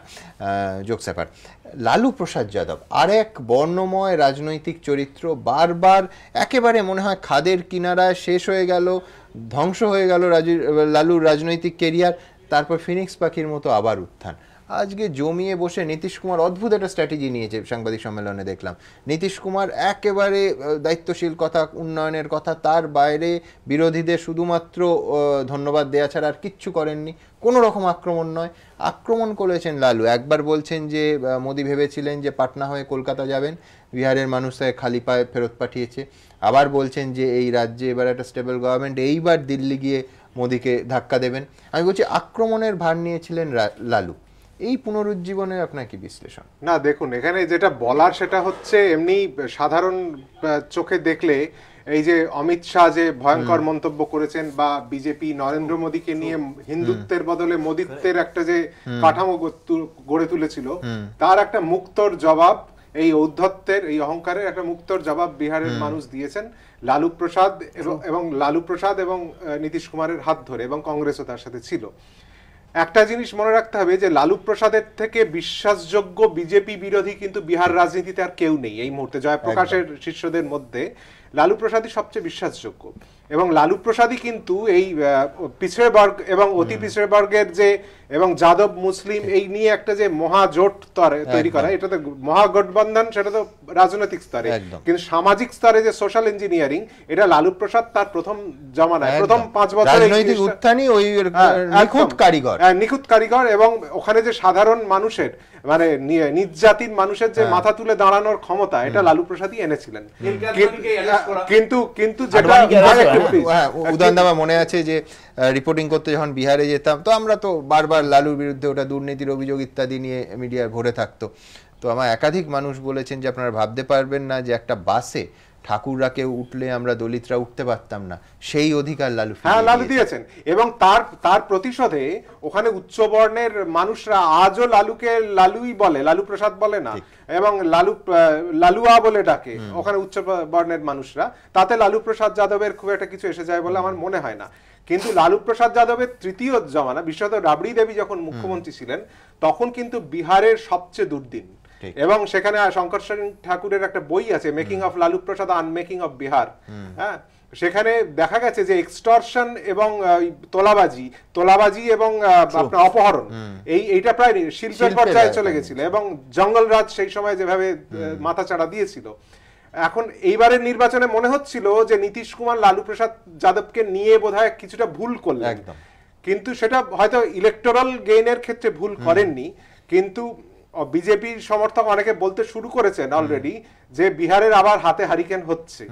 তার কারণ হচ্ছে এবং ব্যক্তিগতভাবে লালুর দলেরও বিপুল সাফল্য হাতে হারিকেন এই জন্য হচ্ছে যে এই প্রথম বোধহয় একটা কোয়ালিশন পার্টনার যে সেকেন্ড পজিশনে, সে তার থেকে মুখ্যমন্ত্রী হচ্ছে। এবং এটা খুব মজা যে আজ লালু প্রসাদের সাংবাদিক সম্মেলন যেটা আপনি উল্লেখ করছেন, যেটা আমিও দেখছিলাম, সেখানে কিন্তু লালু প্রসাদই লিডারশিপ দিচ্ছেন, সব থেকে বেশি ভোকাল লালু। এবং লক্ষ্য করুন, ওই সাংবাদিক সম্মেলনের আগে নীতিশ গেলেন লালু প্রসাদের কাছে আরজেডি অফিসে প্রথম, তারপরে সাংবাদিক সম্মেলন হলো নীতিশের অফিসে, লালু গেলেন, কিন্তু আগে নীতিশ গেলেন লালুর কাছে। এবং যেটা মজার বিষয় সেটা হচ্ছে লালু প্রসাদ যাদব কিন্তু ওখানে দেখাচ্ছেন যে এবার উনি বেনারসে যাবেন, সেখানে গিয়ে জিজ্ঞেস করবেন কেন মোদী যে অঙ্গীকারগুলো করেছেন। এবার লালু প্রসাদ যাদব যেহেতু মুখ্যমন্ত্রী হতে পারছেন না, নিজের দল থেকে আর কাউকে তিনি চান্স দেবেন না, তিনি নীতিশ কুমারের মুখ্যমন্ত্রিত্বটা মেনে নিচ্ছেন। কিন্তু এখানে প্রবলেমটা যেটা দাঁড়াবে সেটা হচ্ছে ভবিষ্যতে যে 81টা সিট পেয়েছে আরজেডি আর 71টা সিট পেয়েছে নীতিশ কুমারের দল, এই মানে ম্যারেজ অফ কনভিনিয়েন্সটা কতদিন টেকে। এবং বিজেপি ইতিমধ্যেই বলতে শুরু করেছে যে ক্যাবিনেট নিয়েও কতগুলো সমস্যা, ক্যাবিনেট নিয়ে তো হবেই। এবং সবচেয়ে বড় বিষয়, নীতিশ কুমার গত 10 বছরে বিহারের যে প্রকৃত উন্নয়ন করেছেন, ল অ্যান্ড অর্ডার সিচুয়েশনটা শুধুমাত্র ভালো করেছেন তা নয়, প্রকৃত উন্নয়ন করেছেন। বিহার এক জায়গা থেকে সম্পূর্ণ অন্য জায়গায় পৌঁছে গেছে নীতিশ কুমারের আমলে। সেই উন্নয়নের ধারা নীতিশ কুমার কতটা ধরে রাখতে পারবেন লালু প্রসাদ যাদবের হাত ধরে, আরজেডির হাত ধরে, সেটা কিন্তু দেখার। এবং আরেকটা জিনিস যে লালু প্রসাদ যাদবের আরজেডিও পাল্টে যেতে পারে। আমরা সবসময় নেগেটিভটাই কেন ভাবছি? লালু প্রসাদ যাদব এই আন্দোলন, এই যে জয়টা এবং যে উন্নয়ন, যে সড়ক বিজলির উন্নতি নীতিশকে ডিভিডেন্ড দিয়েছে, লালুর মনে হতেই পারে যে আমি ওই রাস্তায় হাঁটবো। হ্যাঁ, হতেই পারে। এবং লালু প্রসাদ যাদব এখন নরেন্দ্র মোদীকে চ্যালেঞ্জ করার কথা বলছেন, এবং তার অ্যাসপিরেশন বাড়ছে, এবং সেক্ষেত্রে তিনি আরো অনেক কন্টেন্ডার পাবেন। হ্যাঁ,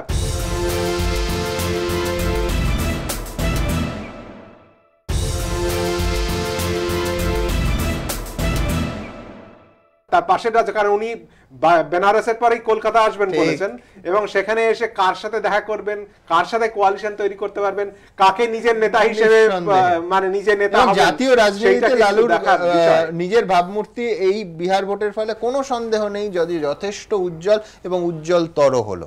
দেখুন, এভাবেও ফিরে আসা যায় একসময় আডবাণীর রথ আটকে দিয়েছিলেন, এবার তাঁর রাজ্যে সেই মুখ থুবড়ে পড়ল মোদির বিজয় রথ। আডবাণীর সময় তিনিই ছিলেন বিহারের মুখ্যমন্ত্রী, আর এবার তাঁর হাত ধরেই বিহারে ফের মুখ্যমন্ত্রী হলেন নীতিশ কুমার। তিনি লালু প্রসাদ যাদব, একসময়ের কিং, এবারের কিং মেকার। আসনের নিরিখে মহাজোটে ফার্স্ট বয় লালু প্রসাদ যাদবের আরজেডি। নীতিশের জেডিইউ যেখানে পেয়েছে 71টি, সেখানে লালুর আরজেডির পকেটে 80টি আসন। একসময় অনেকেই বলতেন জব তক রহেগা সমোসে মে আলু তব তক রহেগা বিহার মে লালু। বিহারের রাজনীতিতে লালু প্রসাদ যাদব যে কত বড় ফ্যাক্টর তা আরও একবার তিনি প্রমাণ করে দিলেন বলেই মত পর্যবেক্ষকদের। 2005 সালে তাকে বিহারের মসনদ হারাতে হয়েছিল এই নীতিশ কুমারের কাছে। পরের 10 বছরে রাজনীতির জল নানা খাতে বয়েছে। 2010 সালে ফের মুখ্যমন্ত্রী হন নীতিশ। খারাপ ফল করে আরজেডি সেবার পেয়েছিল মাত্র 22টি আসন। এরপর 2013 সালে আরও বড় বিড়ম্বনার মুখে পড়েন লালু প্রসাদ যাদব। পশুখাদ্য মামলায় তাকে দোষী সাব্যস্ত করে রাঁচির সিবিআই বিশেষ আদালত, হাজতবাসও করতে হয় তাকে।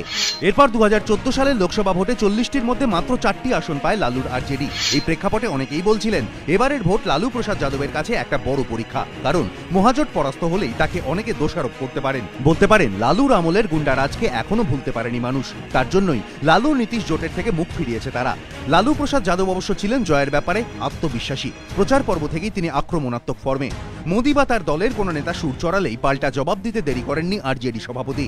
পঞ্চম তথা শেষ পর্বের ভোট মেটার পর বিভিন্ন বুথ ফেরত সমীক্ষায় যখন নানা ধরনের ইঙ্গিত মিলছে, তখনও লালু দাবি করেছেন শেষ হাসি তারাই হাসবেন।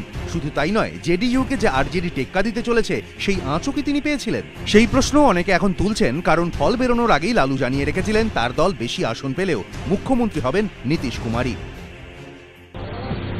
বেশি মিলে কম মিলে নীতিশ হোগা মুখ্যমন্ত্রী। পর্যবেক্ষকদের একাংশের মতে নানা বিতর্ক চাপান উত্তরের পরেও গত কয়েক বছরে লালু প্রসাদ যাদবের মুসলিম ও যাদব ভোট ব্যাংক হয়তো তার থেকে সেভাবে মুখ ফেরায়নি, কিন্তু বিহারে লালুর ক্যারিশমা আর আদৌ অবশিষ্ট আছে কিনা তা নিয়ে প্রশ্ন উঠেছে রাজনৈতিক মহলে। এবারের বিধানসভা ভোটে সেই লালুই দেখিয়ে দিলেন চূড়ান্ত প্রতিকূল পরিস্থিতি থেকেও ঘুরে দাঁড়ানো যায়, এভাবেও ফিরে আসা যায়। অনেকে তাই বলছেন যে যেতে সে যদি সিকান্দার হয়, তাহলে এখন বিহারের সিকান্দার লালু প্রসাদ যাদব। এবিপি আনন্দ। অনেক সমীক্ষক সংস্থা বলছিলেন যে একেবারে কাটে কাটাক্কার হবে। শুরুর দিকে যখন সবে পোস্টাল ব্যালট কিংবা ইভিএম খোলা হচ্ছে, তখন প্রায় সেরকমই সিচুয়েশন ছিল। তারপর বিশ্বনাথদা লক্ষ্য করবেন যে ম্যাজিকের মতো সিনারিও পাল্টে গেল। একটা জিনিস প্রমাণ হলো যে বিহারের মানুষ একেবারে এই ক্লিন সুইপ প্রমাণ করছে যে সিদ্ধান্ত নিয়েছিলেন যে কাদের পক্ষে ভোট দেবেন, একেবারে সেটা প্রতিফলিত হয়েছে।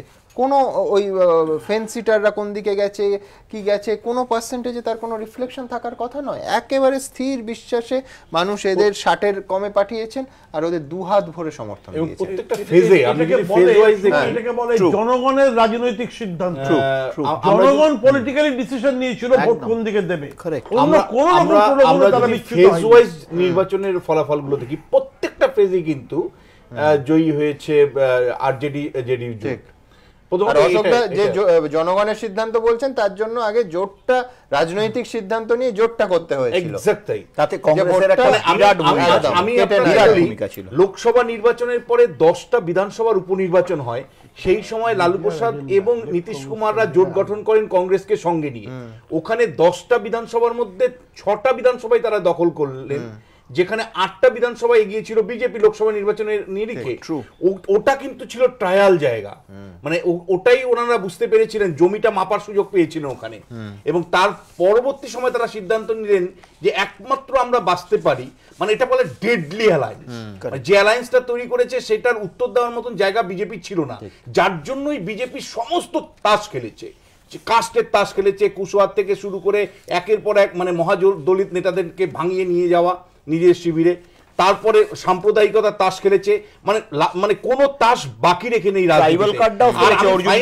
মানে যে জায়গাটা আমার কাছে অদ্ভুত মনে হয়েছে যে নরেন্দ্র মোদী দেশের প্রধানমন্ত্রী, বিজেপির অন্যতম মুখ, তাকে সরাসরি মানে বাজিতে রেখে দেওয়া বিজেপির কৌশলগত কত ধরনের মূর্খতা, সবথেকে বড় ঝুঁকি, সবথেকে বড় সমালোচনা। এবং যেখানে লড়াইটা করা যেত সুশীল মোদী ভার্সেস নীতিশ কুমার, কারণ মনে রাখবেন সুশীল মোদী ডেপুটি চিফ মিনিস্টার ছিল। সুশীল মোদী বাদ দিন, আমি বলছি সুশীল মোদী XYZ 8 বছর তিনি ডেপুটি চিফ মিনিস্টার ছিলেন। মানে অনেকে মনে করেন যে বিহারের যে উন্নয়ন, তার পেছনে চালিকা শক্তি ছিল সুশীল মোদী এবং ফিনান্স মিনিস্টার হিসেবে সমস্ত বিরোধী দলের শ্রদ্ধা এক্স্যাক্টলি। তাই সুশীল মোদী আর মানে নীতিশ কুমারের লড়াইটা সেখানে নরেন্দ্র মোদী, সুশীল মোদী বাদ দেন, আমি বলছি XYZ কাউকেই প্রজেক্ট করলেন না। এক্স্যাক্টলি, মানে এটা কিন্তু আমার কাছে মনে হচ্ছে এখানে আরএসএস এর একটা ভূমিকা ছিল, কারণ আরএসএস সুশীল মোদীকে চাইছিল না, যার জন্য বলা হচ্ছে যে বাঁকা লোকসভা কনস্টিটুয়েন্সির আন্ডারে যে 6টা বিধানসভা আছে সেখানে সুশীল মোদী ব্যাকস্ট্যাবিং করেছেন,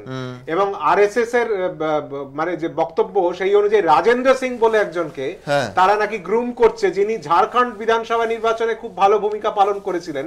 এবং এই ব্যাকস্ট্যাবিং এর কিন্তু মানে যেরকম হয় বড় বিপর্যয় হলে এরকম অসংখ্য উদাহরণ আসে। শত্রুঘ্ন সিনহা নিয়ে পার্টি জেনারেল সেক্রেটারি বলেছে। আমার প্রথম প্রশ্ন, তার আগে একটা অত্যন্ত চিত্তাকর্ষক জিনিস দেখাতে চাইব। প্রশান্ত কিশোর এই ভদ্রলোক রাষ্ট্রপুঞ্জে একসময় চাকরি করতেন এবং নরেন্দ্র মোদীর যে বিপুল ক্যাম্পেইন গোটা দেশ জুড়ে চায় পে চর্চা, এটা তারই ব্রেন চাইল্ড বলে অনেকে বলেন। সেই মানুষটি এই নির্বাচনে কার হয়ে স্ট্র্যাটেজি প্ল্যানিং করেছেন জানেন? জয়ীর হয়ে, অবশ্যই নীতিশ কুমারের হয়ে। দেখুন, অনেকে বলছেন এই বিপুল জয়ের পেছনে ওই সেতুবন্ধনে কাঠবেড়ালির যেটুকু ভূমিকা ছিল তার থেকে কিছুটা বেশি ভূমিকা ছিল প্রশান্ত কিশোরের।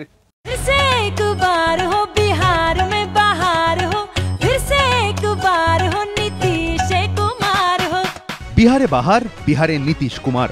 বাসভবনে বসে নীতিশ কুমার যখন প্রস্তুতি নিচ্ছেন আরও একবার পাটলিপুত্রের সিংহাসনে বসার, তখন পর্দার আড়ালে জয়ের হাসি হাসছেন আরও এক ব্যক্তি, তিনি প্রশান্ত কিশোর, নীতিশের জয়ের অন্যতম রূপকার।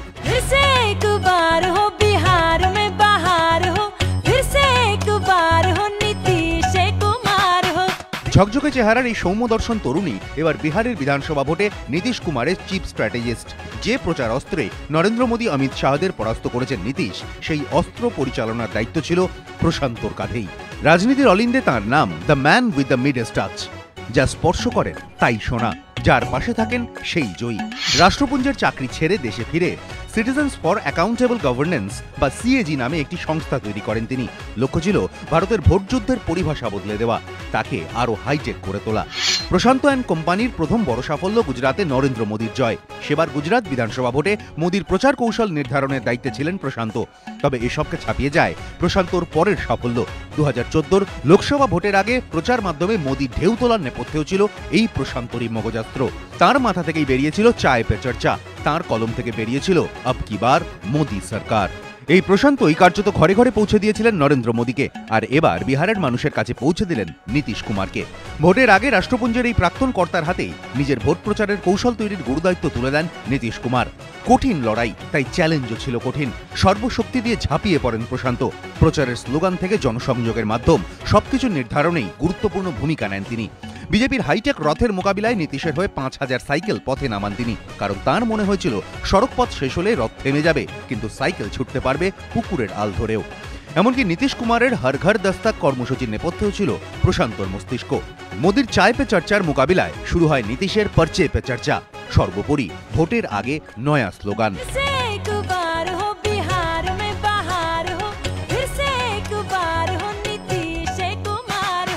মাঠে ময়দানে নীতিশ কুমার, গ্রিন রুমে প্রশান্ত কিশোর। এই যুগলবন্দিতেই বাজিমাত, ধরাশায়ী মোদী শাহ যুগলবন্দি। এবিপি আনন্দ। আপনাদের দেখালাম প্রশান্ত কিশোরের কৃতিত্ব, কিন্তু এই বিহার ভোটে সব থেকে বড় কৃতিত্ব অবশ্যই নির্বাচন কমিশনের এবং সাধারণ মানুষের 5 দফায় একটা ভোট হলো। সেই ভোটে কোনো ছাপ্পা, বুথ দখল, রিগিং কোনো অভিযোগ নেই। সব থেকে বড় কথা, হিংসা ঘটলো না, রক্তপাত ঘটলো না, শুধু একটা বাঁদরের বাঁদরামি, ক্যাডারদের বাঁদরামি আমরা দেখিনি। আমার মনে হয় এই অনুষ্ঠানে 2 ঘন্টার পর শেষে এসে সব থেকে বড় কথা, আজকে যেই জিতুন না কেন গণতন্ত্রের জয় হয়েছে।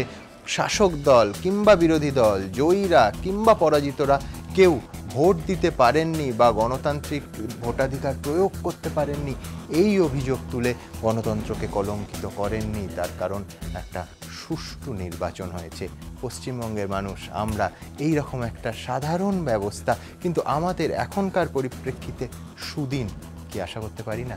ভাবতে থাকুন, দেখা হবে পরবর্তী পর্বে। ভালো থাকুন, শুভরাত্রি।